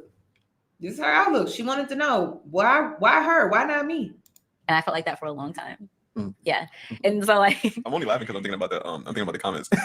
Oh, what comments? Like just you talking about the insecurities and everything, and like I start laughing. It's like, girl, you stupid, like you know, yeah. No one ever talks about the truth. Like, okay, you took him back, and like, yeah, everything was great, but like, how do you really feel? Mm-hmm. No one ever talks about how the insecurities are heightened, and now you're wondering if you're thinking about the other person. You're wondering if you're good enough, and then you start to get it in your mind that you have to look a certain way and act a certain way so that you can appeal to this man or this woman. Like, it's rough. So, what is it like from a man's perspective, being the one that cheated? You come back. So from the man's perspective, respectfully, y'all think way too much into it. First of all, so the craziest thing about it, and I know there's mad women out there that probably do what you do, like, and it's probably men that have been cheated on that. Probably. Why is he laughing so much? I don't understand. Like, what is so funny about this situation? I don't understand it. There is nothing funny about this. Like get on the end, yo, that's the worst thing you can do for your mind, and how you know it's completely unnecessary because there's messages that she saw from me and that other girl that she remembered. Yo, I don't remember not a thing. Anything. Like, not guess. It meant nothing. No, for real. And it's like respectfly, like when your man tells you it meant nothing, more than likely it meant nothing. Yeah. More than likely, whatever you think that woman had that you don't, it's completely irrelevant because more than likely, especially if you're married, there's a reason why he put a ring on your finger, right? And there's a reason why he was just smashing out of the girl. Like it was just. And I'm gonna speak bluntly, and it's like sometimes, ladies, the ring makes all the difference in the world. I don't believe that. I don't believe that one second. But she believes that. He believes that the ring makes all the difference in the world. But that ring did not come with no type of respect at all. At all. The ring, though, the ring, but it didn't come with no respect. He didn't see her. He didn't value her. He didn't appreciate her. At the beginning of this live, he couldn't even say anything in a way that he was like something that he's admired by her because he don't see it. Otherwise, it would just roll off his tongue, but it doesn't because she got the ring, but she did not get the respect. She did not get the value. She didn't get the appreciation at all, but she got the ring. So she feels that she's in a better position. but I don't see it considering that this is a marriage from hell. I don't. It's not what she has that you don't. Yes. Sometimes it's not that you do something and she doesn't. Yeah. I'm going to say it's like a lot of the times it's just the fact that it's not you. Yeah. Like just wanted to get it's away. Just not you. Yeah. Like, and the fact that it could have been anyone. She could have looked any type of way. Yeah. It was this person because it was not you. Yes. Like that. Sometimes it just talks up to that. Yeah. You know, like could there be attributes in the woman that drew you to her in the first place? 100%. But if the man wanted to come back to you, that is what you need to focus on. Right. Because everything that woman had was clearly not enough to keep your man over there. And it's so funny how women's mind works, because while he's with her, I'm thinking they're having a Clearly what she had didn't keep your ass either. Y'all, I'm sick of him. I'm so sick of him. Because she really trying to paint it like, yeah, I'm the prize. I'm the prize. You're not even faithful. You are not faithful. So he tried to compliment her, but it was a weird compliment because I'm like, well, she had the ring and she got the man, but it didn't keep your ass either. So I'm just like, she ain't winning. None of these women are winning. None of them. Absolute. There's not one winner here. I'm sorry.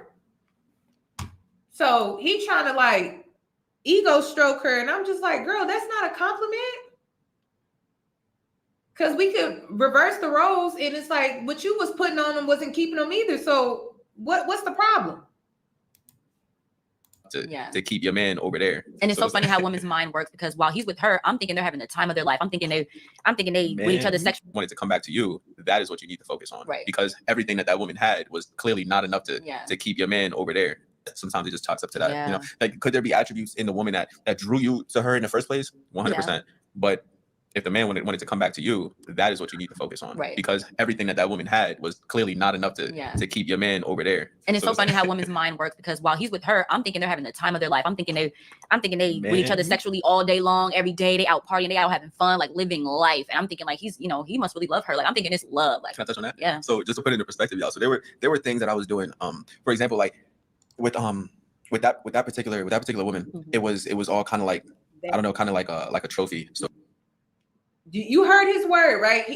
That's why. Listen to this man. He said that particular woman, right? Because there's many. There's many. So to speak, right? Because oh, come on. Why y'all doing this to me? I'm thinking he's, he must really love her. I'm thinking it's love. Can I touch on that? Yeah. So just to put it into perspective, y'all. So there were things that I was doing.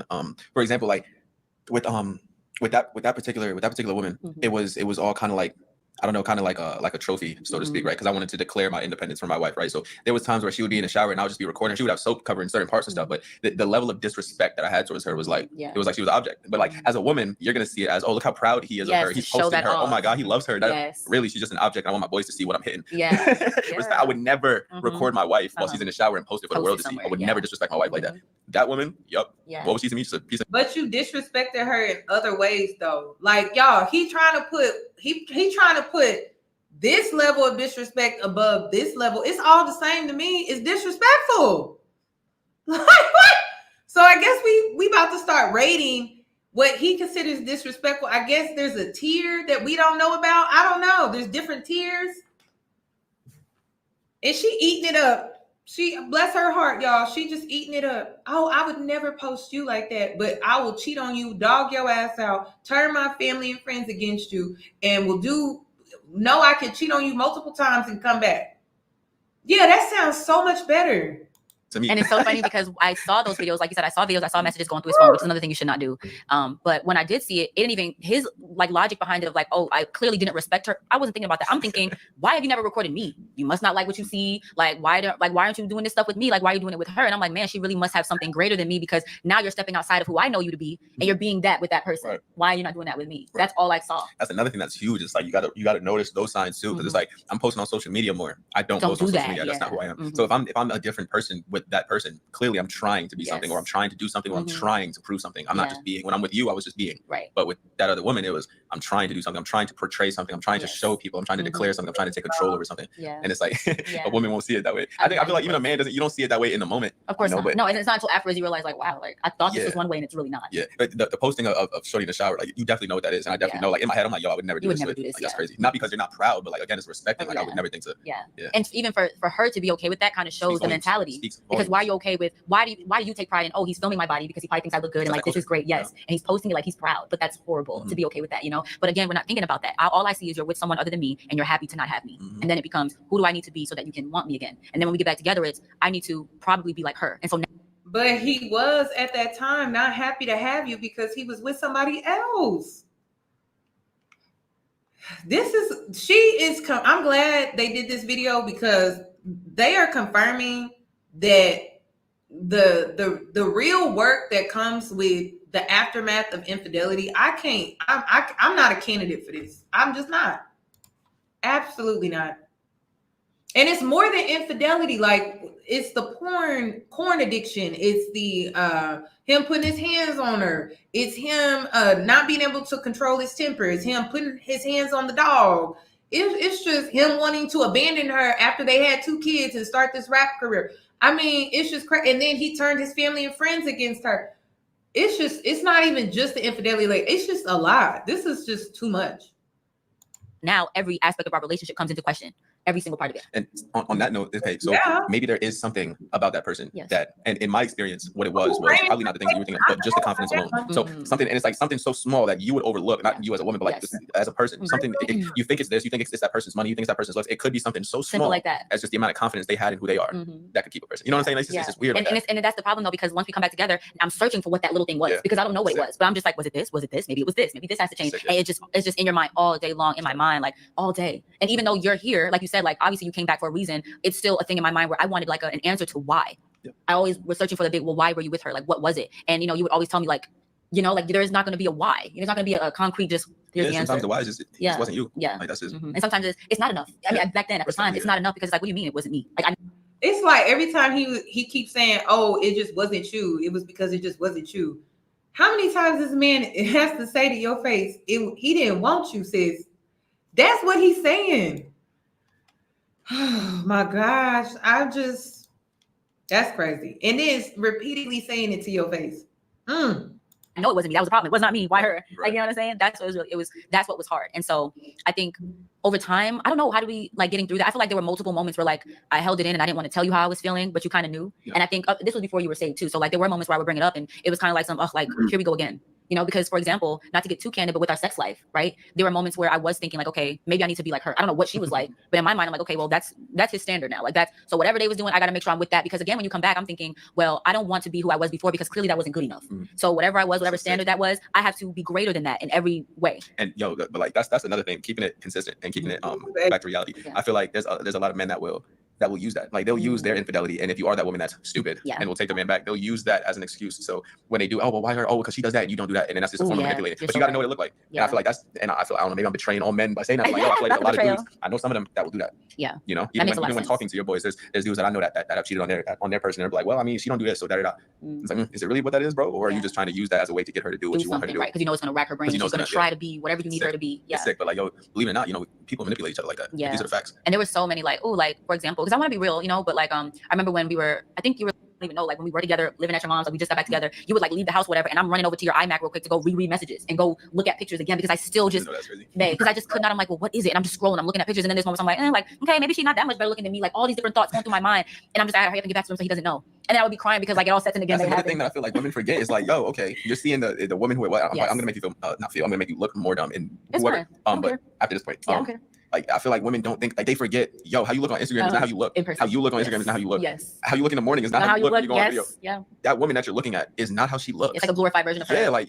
Son, it was not. And that's our own mental that suits her up because whoever the woman is, no matter what, we're always going to see her here in our eyes because we already think she's better than us because you chose her over me. So I'm looking at her like, I don't have her body. And then on the flip side, I feel like there's a lot of times where, I was about to say something, there's a lot of times where, I mean, he's just saying all of these things to make her feel better, but clearly there was something that he wanted and something that he was attracted to, which is why he left his marriage to go be with her and be in this relationship with this other woman. She was the mistress. So I don't know, trying to downplay it, it just seems not completely honest at all. It's just to make her feel better at this point. Do people still get offended if you say female? I don't know. I say female, because I was in the army. Because why did you have greener grass syndrome Why did you leave the marriage if it was just not all that? Because it didn't work out. I think it's female and male to me. Okay. But there's a lot of times where the woman is, in your opinion, of lower stature than you. But you as a man, or the woman that you both. Like there's times where a man will cheat on his wife or his girlfriend with a woman that he normally wouldn't even be attracted to. Or and as a woman, you forget that your man does have a type. Yes. His type was probably you. And who is this? Like, why would he do this? Oh, I look better than her. You probably do. That just goes to prove to you that it's not a physical thing. It's a spiritual thing. It's just the fact that it's not you. And then speaking of, we were just talking about it off camera. It could even be, and again, it's gonna sound like I'm trying to justify men cheating. I'm not. It's wrong. But maybe it's something like, okay, maybe you didn't respect him. Yeah. Maybe you didn't respect him, so he went and got it respectfully. He probably didn't deserve it. I didn't deserve the respect. But the fact that he wasn't getting it, he was going to go find it somewhere else. And on the flip side of that, a woman's probably going to cheat because she feels that you're emotionally detached or you're not giving her enough attention. Like these are. But again, it's like it's a gray area. Like it opens doors. It could be the smallest thing that just opens that door, and then the devil just creeps his way. I don't think that there's any gray areas, and so he didn't feel respected in the home, which is why he went out and cheated with this other woman. Flip side of that, a woman's probably going to cheat because she like it opens doors. It could be the smallest thing that just opens that door, and then the devil just creeps his way in there, and then things just happen. The smallest little bit of unhappiness or lack. And we were talking. I got to touch on that too. Like, disclaimer again, because I know in the beginning it sounds like I'm trying to defend things, and of course, because I found God, I'm never going to cheat again. Like, respectfully. And especially if you have a man that is coming back to the relationship and trying to tell you, you have to take his word for it. Especially if you're going to be stupid. I'm doing that in air quotes for those that don't that's not watching the YouTube. If you're going to take the man back and he says, well, I'm not going to do that again, you have to take that because you're already making the decision to take him back. So you also have to take his word. Or is that trust going to be the same level as before, to where you just feel completely comfortable with letting him go out with maybe a female coworker or something? Like, no, but like that's a conversation that y'all need to have, and now certain boundaries need to be put in place. But if he says he's not going to do that again, which in my case, that's what I'm telling her, like I'm not going to do that again. That's the truth. That's how I feel. It's also the truth. Statistically though, keeping it consistent. More than likely you could say if a man did it once, he's probably gonna do it again with anything. Same thing with like drinking, same thing with smoking a cigarette. Statistically, but if you choose that route, then you have to trust it. But I want to bring it back to what you were saying before, because I think that was a good point where you were saying like when a guy is with another woman, like the woman may be looking at it like, wow, like he's probably having so much fun. And then to you guys as men go to other men and you are hyping this woman up and hyping this relationship up like it's the greatest thing in the world, simply because you're just not with your wife or your ex-girlfriend or whatever. Exactly. But behind closed doors, it is not what you're leading it on to be. That's a fact. You don't know. Because I don't mean to give out all of his business, but like him and the other girl were like literally fighting. I mean, physically fighting to kill each other. Yes, and that's bad. That's a fact. Like when I say, and you know what, I'm just keeping it candid. I put my hands around my wife's neck before. I regret that with every ounce of my being. That woman tried to kill me with a knife, son. We fought in that house. It's ghetto. Yeah, we fought in that house. I would fight her again. He was supposed to stay with this karmic. She was supposed to move on with her life with her 2 children, start over in Texas by her damn self with this new job opportunity. And I'm telling you, the blessings would have been raining in on her. And he was going to be, his karma was to be stuck with that woman that was just like him. And now she's stuck in this marriage, raising this man, raising this boy to be a man. Hopefully one day he will be. That's crazy. We all have our choices, though. This was her choice. This is what she wanted for herself. But I'm telling you, that's how it was going to go if she would have left. Yeah, you need more deliverance. Maybe I need some more deliverance. Respect. If you felt the force that was behind that night, if I didn't move, it was going in me. But to the outside, like again, I'm seeing conversations, and I want to touch on that too. I'm seeing conversations with like his bros and stuff, like, oh yeah, like you see her booty is fat, like stuff like that. Where on the outside, you making it seem like it's great. Even his mom would tell me things like, oh, they just have a lot of fun. So basically, just he likes it. They have a lot of fun together. Like it is what it is. I've even seen messages of him saying that he loved her. So on the outside, everyone's looking like, okay, maybe he really do like this girl. Like maybe it really is working, and maybe it is better than what he had with Zay. But then we get back together, he give me all the tea. He spilled all the tea. I'm like, y'all don't even know why y'all were together. Just the bad habits and just feeding each other, like feeding off each other, like horrible. Speaking of that, no, I'm not gonna expose. Okay. Oh my God, no, we ain't gonna expose that much because you never know. You know what I'm saying? Somebody. But yeah, so there's that. But like you were saying, I agree with the point that if you do decide as a woman or a man to take that person back who has cheated, you cannot like hold it over their. Imagine that. There's parts of the story that they're not even including in this. And then it has to be bad because they don't want to include it in this. So I'm just like, sis, well, how much worse can this get? Now, this God is not in this. I'm sorry. God is not in this at all. God is not in this. I'm sorry. God left this situation alone, was trying to get her out of this situation, and she didn't want to leave. So I don't believe God was in this at all. Their heads if they say I won't do it again and not believe them. Like now you have to trust that because you didn't have to take them back, but you decided to. You took them back. They said, I'm not going to do this again. Now it's up to you to decide if you're going to trust that or not. Right. And I don't know. You can correct me if I'm wrong. I don't know if there was ever moments where I was like, kind of like, was there moments where I was like, even though you said you weren't going to again, I was still showing that I don't believe you. Yeah, 100%. Yeah. Yeah, definitely. because it takes a lot of trust. But I mean, you weren't wrong because I was. Yeah. Because after that, because that situation was a really long time ago. After that situation, I cheated on her after that a couple times, like in a couple different ways. Yeah. But it's like, in my defense. Yes. In my defense, I wasn't safe. But So he just be cheating, y'all. He just be out here cheating. So did I get that right? We got to slow that one down. We got to slow that one down. We got to slow it down. Hold on. So he just a cheater. Okay. It's given once a cheater. Once he cheat. He a cheater. Let's hear that again. Was there moments where I was like, even though you said you weren't going to again, I was still showing that I don't believe you? Oh yeah, 100%. Yeah. Oh yeah, definitely. Because it takes a lot of trust. But I mean, you weren't wrong because I was. Yeah. I would because after that, because that situation was a really long time ago. After that situation, I cheated on her after that a couple of times, like in a couple different ways. Yeah. But it's like, in my defense. Yes. In my defense. In my defense, I wasn't saved. But even that. Okay. He just really playing in her face. So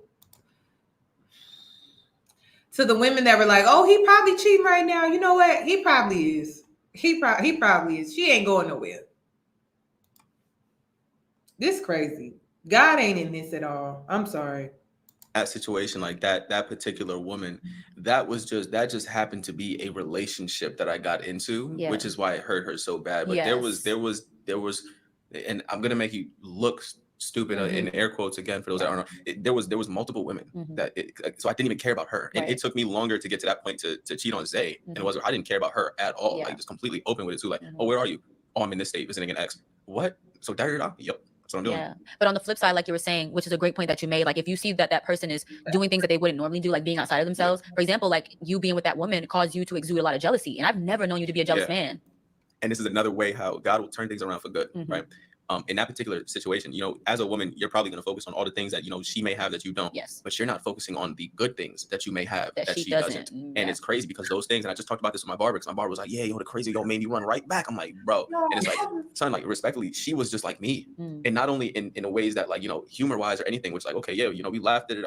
She liked to smoke like I did. She liked to drink like I did. She liked to spend money like I did. We were going to kill each other. Like, it was just going to lead to that, And it was almost like, as I'm over here texting this person, she's over here texting this guy. And it's like, when I seen that, it was like, it triggered something in me, like this weird jealousy that I never felt before. And it was like, I never had to deal with that with Zay. Yeah. And that's one of the things that made me run back to Zay, because I was like, right. You're like, that's too much to worry about. You. Yeah. Which is sick. He ran back to Zay. He ran back to Zay because he met his match, y'all. He met his match. So he ran back to his wife. This is why I can't be, this can't be my life. I'm sorry. This is crazy. Nope. Listen, I guess I'm bitter as hell, y'all. I guess I'm too bitter to deal with some shit like this. This is crazy. So he ran back to her because the mistress was his match and he couldn't handle it. So he ran back to her, a woman that he knew was always going to be there no matter what. Didn't matter. He could put her through hell and high waters and she was going to take it. Over here texting this person, she's over here texting this guy. And it's like, when I seen that, it was like, it triggered something in me, like this weird jealousy. It's nuts. Yeah. It's bananas. And on that, it's like, we don't think about that either. We don't think, because I think a lot of times we look at ourselves like whoever we are as a deficit. And I think sometimes there were moments when I look, because I'm so opposite of you, I looked at that as a deficit. Yeah. Like, maybe we aren't compatible because I am different than you. I don't smoke and I don't drink. I don't party. I don't all these things, but maybe that's what you like. Maybe that's what I need. Right. And that's the revelation I had to come to, of course, through God being like, look, you're the type of woman that he needs. He thinks that he needs this, but I know that he needs you because you have everything that he is not. And where he lacks, you're going to make up for that. But I wasn't able to see that in the moment. I wasn't able to see that in the moment. Right. I don't think any of us are able to see that in the moment because we're just looking at everything. You're looking at me like I'm not enough. I'm looking at myself like I'm not enough. I'm looking at her like she's everything. Our vision is not where it's supposed to be. We're not looking at each other through the lens of God's eyes. Please understand, we only saying all of this just to help somebody. Yes. Because like she was saying, there's a lot of women, the same type of women that will be in the comments calling my wife stupid for taking me back. Not only am I mad because I'm the one that was taken back, but I'm mad because it's those same type of women where if they did have somebody to take back, not again, I don't know her situation. If she did have somebody that she felt was worth it, or even the women that are on YouTube talking about if that or not happens, girl, walk away. This, that, and that. It'd be those same women that behind closed doors are doing the same thing, scrolling, looking at these women crying, not making fun, but it's like you have to wake up and you have to realize that everybody is so quick to give an opinion that they would not give themselves. Everybody, and we all do it. Same way with my friend, how I gave him. And you know what's so crazy to me is it ain't just the infidelity. It's not just the cheating. This is crazy, y'all. This is crazy. I feel like the only women that he's talking to are the women with no backbone. I said it. They don't have no backbone. Of course they're gonna sit there and take it. They don't got no other options. They too comfortable. They way too comfortable. They don't want to be on their own for a little while and get their life together and set themselves up to where they can attract better. She's comfortable, so she's going to stay. So yeah, no backbone. He could come in and do whatever. He could break you and you gonna stand there. You're not gonna go nowhere. You're not gonna do shit. And I'm telling you, that's how men think. They might not say it to your face, because saying it to your face, well, he be saying a lot to her face. I don't get it. But most men are not going to tell you to your face. They're just going to do whatever they want to do. Talk shit about you behind your back. Say you dumb, stupid, gullible, naive. You a fool. Just dumb, weak, all this type of stuff. They'll say it behind your back, but they'll never say it to your face. Only the bold ones will actually do it. So, no, like, ain't no woman going to put up with all of this. Praying to Satan, wanting to start a rap career, wanting to abandon me and 2 children to start a rap career. Like, come on, that's crazy. And then having an issue with my relationship with God. Like, what? That's crazy. But okay. Advice that I don't know if I would take that advice. This is crazy. Closed doors are doing the same thing, scrolling, looking crying. at these. Why is it doing that? Closed doors are doing the same thing, scrolling, looking crying. at these women like, crying. Not making fun, but it's like you have to wake up and you have to realize that everybody is so quick to give an opinion that they would not give themselves. Everybody, and we all do it. Same way with my friend, how I gave him that did the same thing to me, bitterness and trauma. So you're giving her bad advice. The devil could be working through you and you don't even realize it. Wake up. Don't just listen to bitter women. Don't just take opinions from people. Go to God. Don't go to people, even though we're people on YouTube giving advice. But it's like that stuff is, be careful of that, because there's a lot of bitter people out there that just want to just stop things just because. Misery loves company. That's very true. And oftentimes it's like, because people will project, right? They see you forgiving this man or this woman. They would never be able to do that. And I think also it comes down to them seeing a level of strength in you that they wouldn't have in themselves. It's not the forgiveness. I could never tolerate this. I could never tolerate this level of disrespect. And the fact that she doesn't see it as a high level of disrespect, it tells me that she doesn't have self-respect. How can you have self-respect and you don't even see how disrespectful this man is being? You can't have that much self-respect for yourself at all. It's impossible. It's impossible. Your pride not even kicking in. Like, girl, why are you putting up with you don't, like, where's the pride in it?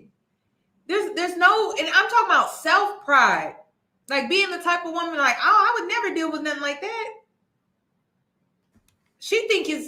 But her mindset is, you're weak if you leave. And I don't believe that at all. You're weak when you stay and you're putting up with all of this bullshit, and this man is telling you to your face, it wasn't you. That's why I cheated. It wasn't you. That's why I cheated. That's crazy. I'm like, who is she? Who are they praying to? Because this is not God at all. I don't believe it.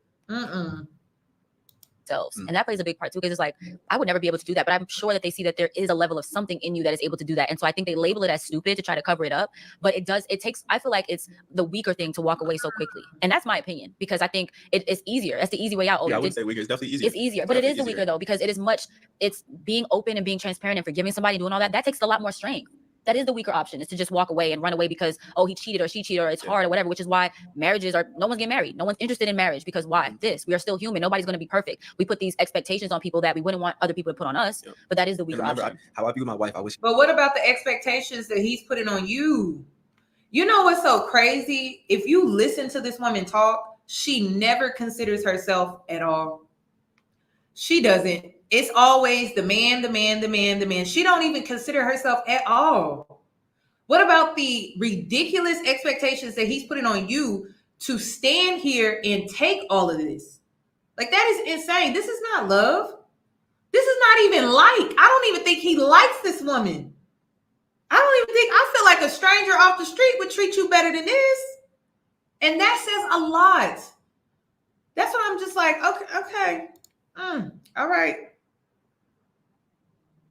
All right. And that's why, like, when it comes to women who already have it set in their mind that they gonna stay, I don't waste my time with women like that.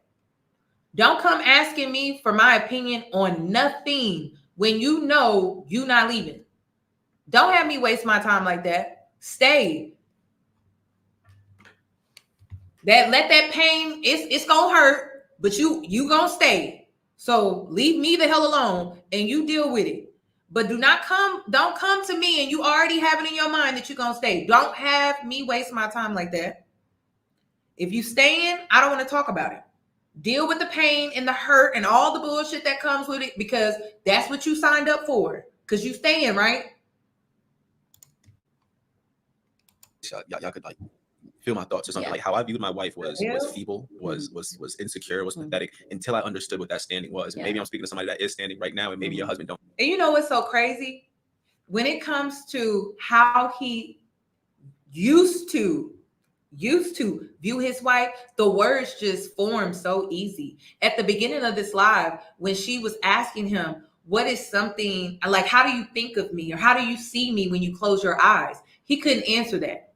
But as soon as he is trying to give a description of how he viewed his wife during this time in their marriage, them words just come right off the tongue. It's not hard at all.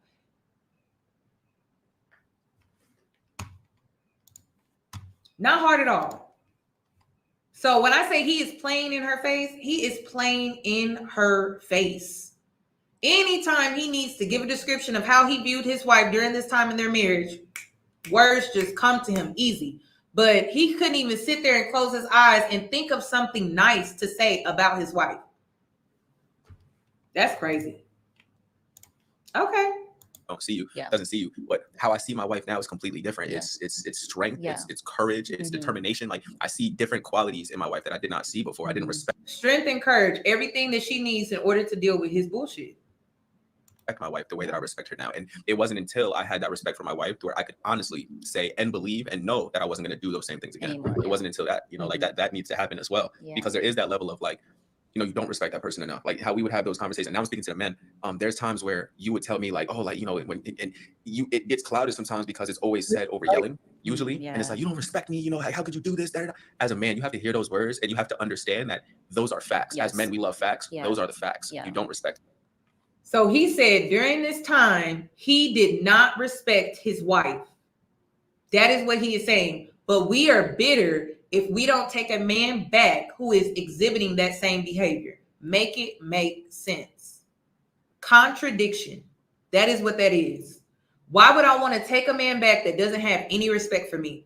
You magically, all of a sudden, you respect your wife. Who's to say that this man went out and cheated and now he respects me all of a sudden? A slick talker too. We have a slick talker, but he ain't that slick, y'all. He's not that slick because she don't really listen. I don't think she really listens. I think she's already thinking about how she's going to respond. I don't think she's really listening to what he's saying. If you do what you did, you didn't, you still don't. Like that, those are just the facts, Yeah, that's a great point. I wanted to also talk about, because I feel like this is more of a woman thing. The whole, when you see that let's say you're a woman with a man and his bros are kind of cool with you, you know what I'm saying, and you find out, okay, your man cheated, and you find out that his bros knew that he cheated, and then you find out that his bros wasn't really trying to encourage him to do the right thing. And for me, that happened too, where he has a family member that I thought was close enough to me to where that if he is doing something like that, he would try to encourage him to do the right thing or do something better. Basically, I was expecting what I would do for him to make that decision to do. Does that make sense? And he didn't do that. And for a while, I was kind of not upset. I guess I was resentful. Is that the right word? You know, I still loved him. I still respected him, you know, to his face. Like I would never just be disrespectful, but I also looked at him like, how could you allow him to do this? And you know that we're married and you were close to me, you know, like you calling me your sister, like I'm your sis and all of that, but you're not telling your bro, hey, this is your wife. You probably shouldn't be doing this, right? And I want to talk about that because a lot of women feel that way. Like you said you were my bro, but you didn't stop him from doing this. Or it's just crazy the level of respect that she has for others, but she never receives it in return. That's crazy. That's crazy. No, respect is given, but it's also received. And his bro did not respect you. He didn't respect you. His mama didn't. Nobody respects you, and you're not demanding it at all. And I'm pretty sure they still don't think that highly of you because you don't demand it. Like you don't demand respect. So you were willing to give the respect, but you knew this man didn't really have any respect for you at all because he was encouraging this man to step out, knowing that he had a wife. But I was never gonna be disrespectful to his face. Why not? He ain't respectful to you. That's crazy. Oh my goodness, this is crazy. Okay. So in that situation, and speaking to men, I guess, and women, women first. So one thing you have to realize, if there are people in that person's life that aren't, you know, or that you think don't like you, it has nothing to do with you maybe, and it probably has everything to do with the picture that in my case, the picture that I painted of my wife to that person. So in that case, you know, and again, this is somebody just trying to be a good friend or a good. So he turned his friends and his family against her. That's another betrayal that we can add to the list of things that she put up with in this marriage. So it wasn't that he went out and he cheated on her multiple times. It was also the fact that he played the victim. And I can't stand people who do this. He played the victim to everyone else to justify what his behavior and what he was doing. That to me is the worst betrayal ever. It's like, it's not that someone, it does something behind your back. It's that they even dig the knife in deeper when they play the victim with everybody else and everyone, and has everyone turning on you when really it was them the whole time. That is the worst betrayal ever. I think it's the coldest one out here, y'all. I really do. That's sick that's what he was out here doing. And he could easily do it again. Easily. Good family member. If I'm going to them all the time and I'm only bringing up negative things, I'm only bringing up the things that she did to hurt me, I'm only bringing up the justifications that I'm using to do what I'm doing, that person's only going to see it as, okay, yeah, you know, I just want you to be happy. I don't care about that other person as much. I just want you to be good. Oh, she's really that bad. Oh, she did that. Yeah, forget about it, bro. Yeah, go do this. Go do that. And it's not coming from a place of yeah, you know, I just want you to leave your wife and go and do all this crazy stuff. It's coming from a place of, I want you to be happy, because from what I can tell is you're a saint. And she's the devil. And that's the picture that, you know, that some people, including myself, would try to make about their significant other. And it's like, you have to be careful. And I think I don't know if there's a scripture about it, but you have to be careful when you go and you try to confide in people about your relationship, especially if you're not being honest about the parts that you play in things. Because if you don't, you're only going to get that advice that leads you further away from your significant other, because again, you're opening that door because you're not being honest with who you're talking about, you know? And for me, the way I saw it was like, even if that person, even if he did feel like, okay, maybe she's not right for you, you should divorce her. For me, it was just a standard of like, okay, marriage in general, you know how heavy marriage is. It's like, okay, bro, I know you feel this way. Why don't you just divorce her? Like, I didn't understand why he would accept still us being in a marriage and you being with someone else and not speaking up about that and saying, bro. Because he does not respect you. That's why. He does not respect you. That's why. He didn't give a damn about him being married to you, because he does not respect you at all. That's it.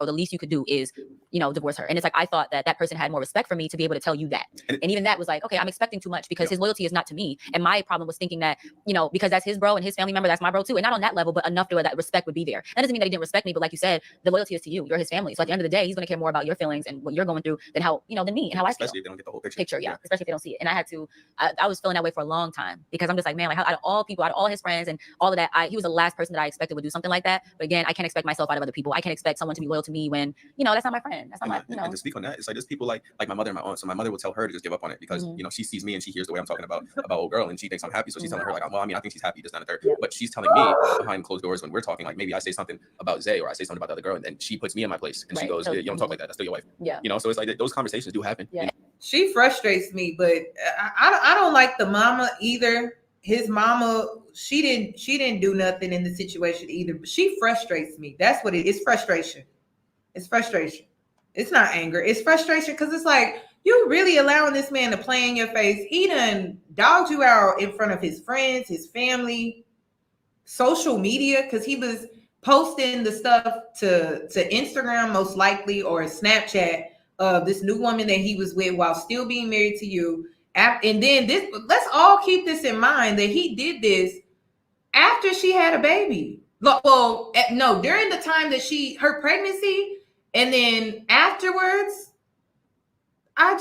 So we got to remember that that's how this whole story time started. Was like she got pregnant, and then she had to move back in with her parents and was living with her parents for a little while he was out here doing all of this with the mistress and posting it to social media.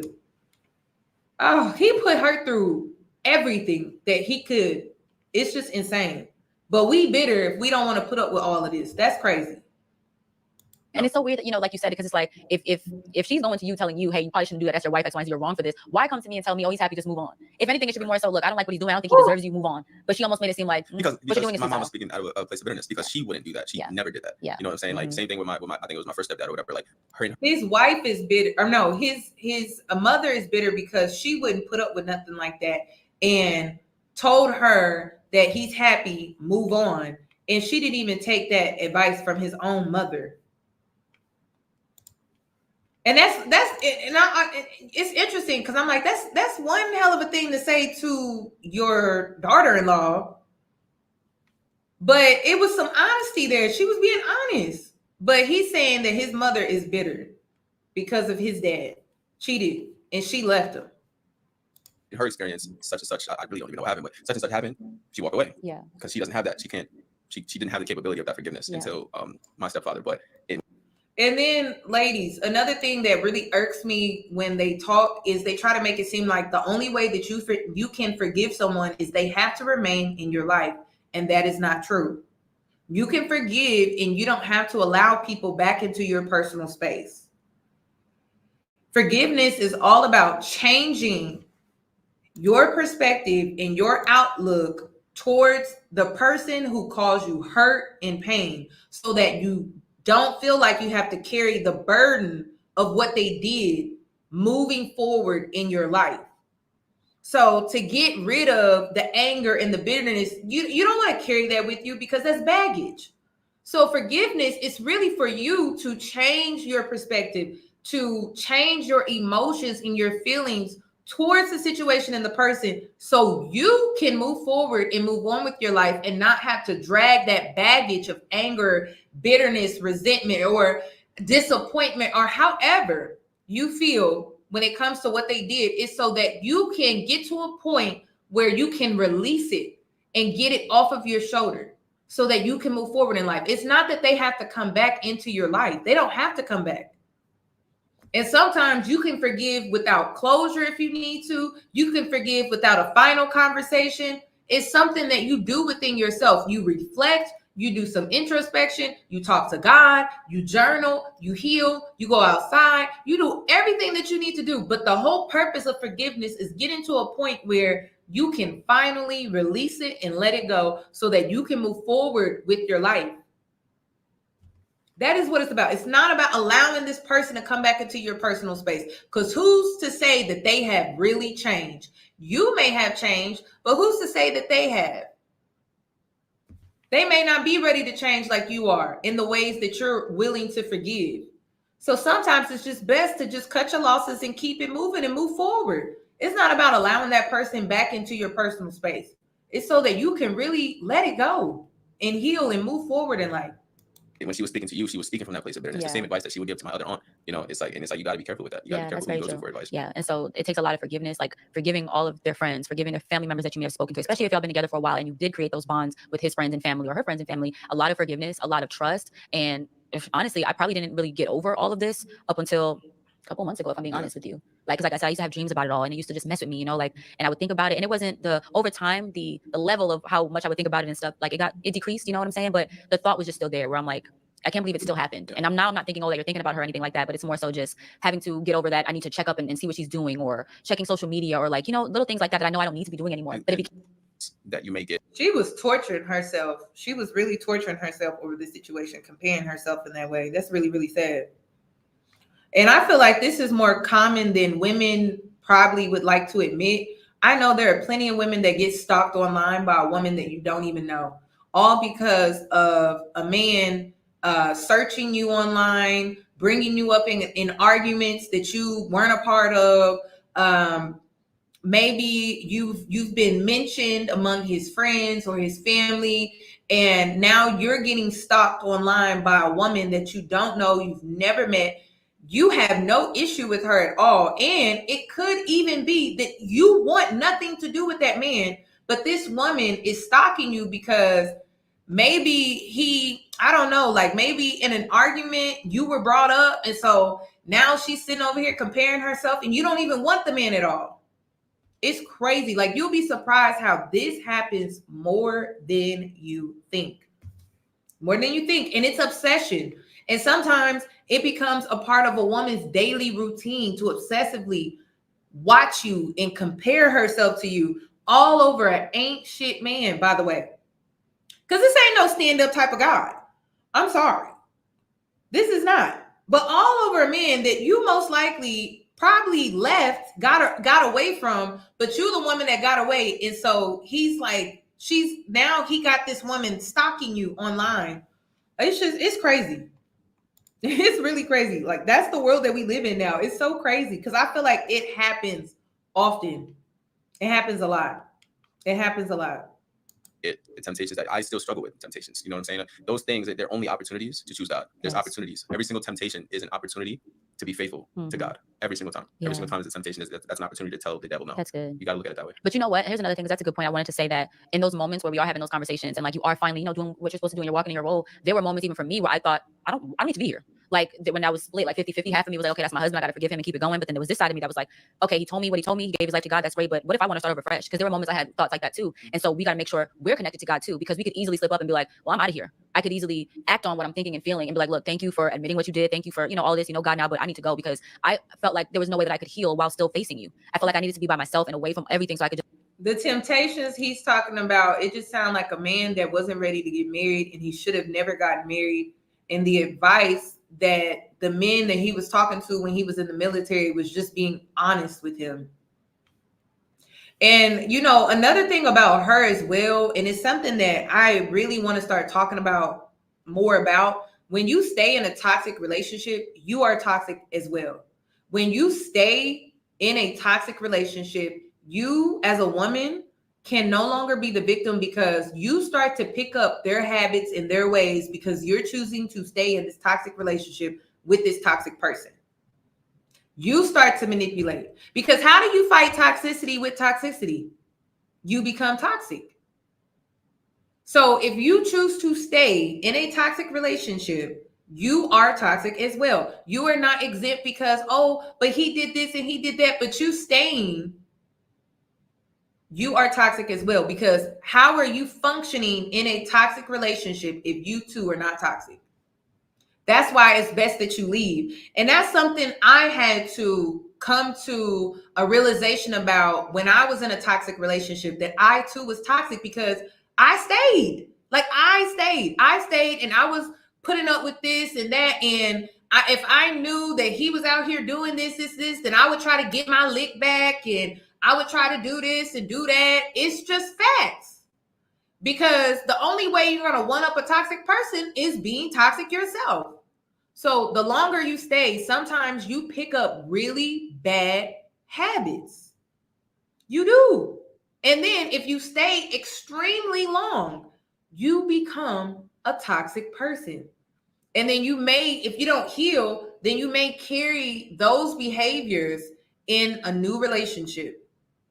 So you have to sit down and you really have to do some reflection on the relationship, your own behavior, some things that you could change. Even if it was you not speaking up for yourself, that's toxic too. You don't know how to speak up for yourself. You don't know how to defend yourself. You allow people to disrespect you. You don't know how to be confrontational when necessary, like defending yourself when necessary. I'm not saying that you have to be combative and argumentative for no reason, but that's toxic as well. Like maybe you weren't out here cheating and everything, but you not demanding respect You not standing up for yourself. You not using your voice and speaking your truth regarding how this person is treating you, how his family is treating you. Like, that's toxic as well. And it's toxic to whom? Yourself, because that has an effect on yourself. This woman did not speak up and defend herself. So who is she looking at now? She's looking in the mirror at herself, and she is comparing herself and obsessing. So now who's toxic? Because she's sitting up here and she's stalking another woman online. So now she's the obsessive stalker wife, and she's doing this because she's in this toxic marriage with this man. She's picked up a lot of toxic behaviors. Hate to say it, but it's the truth. Just process on my own, and I wanted to start over because I started to feel like everything that I knew about us was a lie. So I'm like, oh my gosh, like all these years we spent together really meant nothing. And I'm crying, and I'm like, I want to start over. I want to start over fresh and meet somebody else and be with them and have a decent relationship from the beginning. That's not like this struggle love. Like, I was going through all of that, and then I would sound like God was trying to talk to her out of that, because I would pray, and then I would be back right to, okay, but you prayed for this and you have to forgive him because that's what God wants you to do. And I would get back to that. So I think it's both about, because those are temptations too from the devil, straight up. Just like, okay, but you could be with somebody else who didn't put you through all of this, and you could heal on your own and start all over again. It'll be like nothing ever happened, clean slate. That's the devil talking to me, trying to tempt me. We both got to stay connected to God so that we're not feeding into those temptations. You know what I'm saying? So that's important too, because it can happen to us too, and we don't think that's that. A really good point, because that's exactly what he wants you to do too. He wants you to think, same thing with a man. He wants you to think that the grass is green on the other side. He wants you to think that, oh yeah, you know, that you can leave right now and just go get a man that's not going to do it. Yep. More than likely, he gonna be worse. You got to do it. Yeah, more than likely he might be worse. And again, I'm trying to justify my wife staying with me because hey, she might find a God-fearing man that is super faithful to her. Yeah. But maybe that man doesn't brush his teeth. And maybe that man and not even that, but like even the spiritual side of it, baby. Because that's another thing that kept me from not. Because I used to always say, look, if we don't work out, I don't want to get married again. And of course, that's just my flesh, because I could end up getting married. But the way I thought about it was, I got to deal with getting to know somebody else's demons and their spirits and their generational curses and traumas. This is the real reason why she didn't leave. It wasn't because of God. It was because of fear and scarcity. And a lot of women struggle with this. She's not the only woman that struggles with this, but it's strength when you can get past your fears and your scarcity mindset. Because some women are truly afraid. This is why I wanted to talk about this. Some women are really afraid. I was afraid to leave because I didn't think I was going to find anyone else. I was afraid to leave because I didn't think that first of all, I didn't want to start over. I had already started with this person, and I'm like, no, I started with this person. I saw a future with this person. I'm staying with this person. But it just got so bad where I was like, God wouldn't want this for me. God wouldn't want this for me. My scarcity mindset is telling me that better is not out there. God didn't have this for me at all. So I left. And that's the part. That's the, like, women, you want to know what your strength is? Your strength is when you have to do what is best for you, and you have to go against what you thought you knew, and things change, and you pick up and you walk away because you are realizing this situation no longer serves me. That's strength. That's not weakness. That's you choosing yourself. And then you have this emotional cord. You have this emotional attachment to this person. You have memories with this person. You have children with this person. You thought you had a future with this person. That's where your strength comes in. When you were like, you know what? Enough is enough. I'm choosing myself. This situation no longer serves me. I don't care if I have to pick up 10,000 times over. If that's what I have to do when it comes to situations that no longer serve me, well, I guess that's what I'm gonna have to do. That's strength. It is not a weakness. It's a weakness to stay and live in fear of thinking better is not out there. Better blessings are not out there. That this is as good as it gets. That's weakness. When you live in fear and scarcity, you don't think that God would be able to bless you greater than this situation where you're realizing after cycles being repeated constantly, back to back. It's the same thing, back to back. He cheated on her multiple times, back to back, back to back, back to back. That is a sign that this situation no longer serves you. So it is not a weakness, but she did not want to pick up and leave. And I feel like it's all women. We can relate to that. I can relate to that. I know what it's like to not want to pick up and leave. But listen, sometimes you got to do what you got to do, and it's not always what you want to do. Sometimes you just got to do what's best for you when it's not what you want to do. That's what it's called to be a woman of high standards, self-respect, and integrity. Like sometimes you gotta say enough is enough. You know what? I gotta move on. I gotta move on. This situation no longer serves me. I got to get back into my warring bag where I got to pray and rebuke for a whole nother man. I don't want to go through that. I don't want to get to know you. Even if you are a God-fearing man, you still got, it's just something different about you. So I'd rather stick with the devil I already know. And that was my thing. Like, I'm here with you. We're going to rock it out because I'm not starting over again. Yeah. I'm just not doing it. So yeah, no. Listen, and this is another thing. To the girls that are going to stay, because I know some of you are, I don't agree with it, but at the end of the day, it's your choice. And you know, I'm always going to give you advice no matter how the cards play. Okay? No matter how they lay, I'm going to give you game. You never tell a man you ain't going nowhere. Ever. Ever. Because he's going to start ice skating on that ass. The disrespect, he don't need to hide it no more. He don't need to hide him texting another woman no more. He gonna do it in your face. He's gonna become way more bold with the disrespect because he know you ain't going nowhere. And then if you stay too long, it's gonna happen anyway because he knows that you're not going nowhere. Your behavior consistently shows that you're gonna continue to put up with the BS. So he's just gonna get bolder. That's it. But don't ever be a fool and sit here and tell a man, I'm not going anywhere. I don't want to start all over. I don't want to. So at this point, he can cheat if he want. Hell, if she catch this man cheating again, she better let this man cheat in peace. Because, baby, you already said you're not going nowhere. So he might as well just go out here, cheat again, and cheat in peace. Because there are no consequences to his actions. You've made that clear. It doesn't matter what he does. You have no deal breakers. You have no self-respect. And you're not going nowhere. There are no consequences. So this is a man that can go out. He can do whatever the hell he want to do. He could do whatever. She just made that known to him. And that's the worst thing she could have ever done. Oh, I feel like, and most people, I feel like most people that I've talked to and most people that you may talk to that have been married for a very long time will tell you that that's exactly what it is. And it's not a matter of like, you know, the devil that I know, but it kind of is because it's like, okay, like the things that you worked on with this person, the reason that marriages last 20 years, 35 years is because you constantly are working on it. Like it is a constant thing. Like no marriage is just a walk in the park. It doesn't matter who you're with. Okay, yeah, maybe this person maybe will never cheat on you. Okay. Maybe this person will drink a lot and punch you in your face. Maybe this person will never gamble get a all your job money away. and gamble all your money away. Maybe this person will, I don't know. This is manipulation.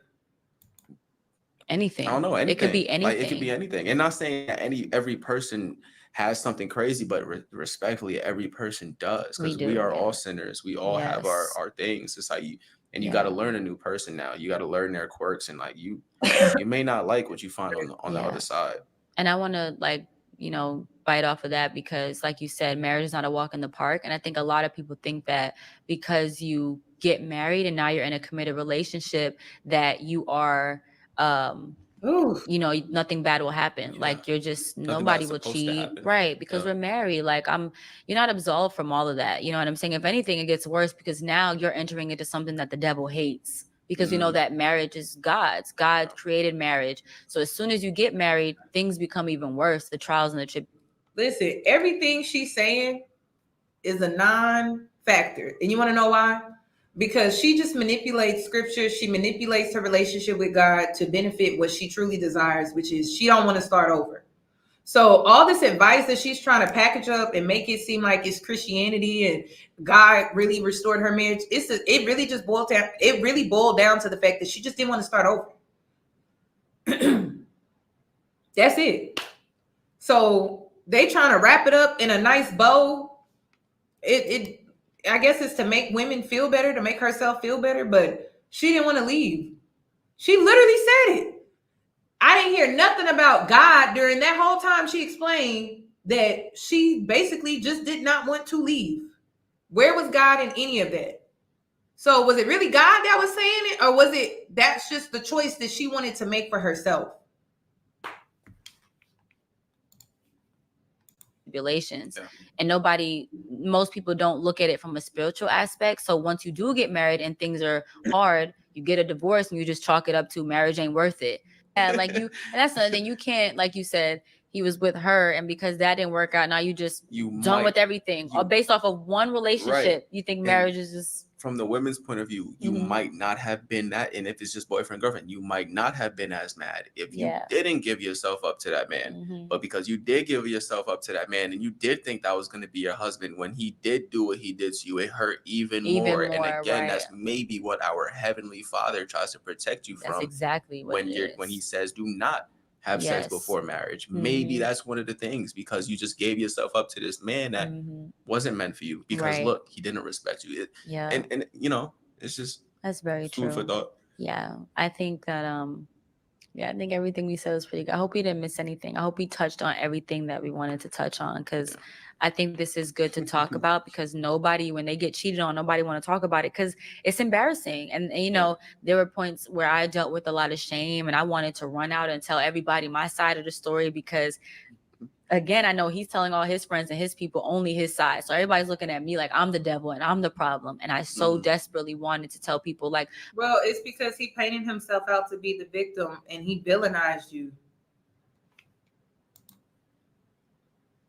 Lord, y'all. All I can say is, like, all jokes aside, pray for this lady, because she needed. I don't know what God she praying to, but really pray for this lady, because if he cheats on her again, she not gonna tell us. She not. He could be cheating right now, and she better not tell us. She better keep it to herself, because you've made it known that you're not going nowhere, and he need to be able to cheat in peace at this point and stop bothering the internet with this foolishness, because this is just foolishness all around the table. I'm sorry. It is. Really pray for this lady with good intentions. Like, if you're not going to have good intentions, don't pray for her. But if you have good intentions, really pray for this lady, because I believe she lost. I do. I believe that she's lost and she's confused in her walk with God.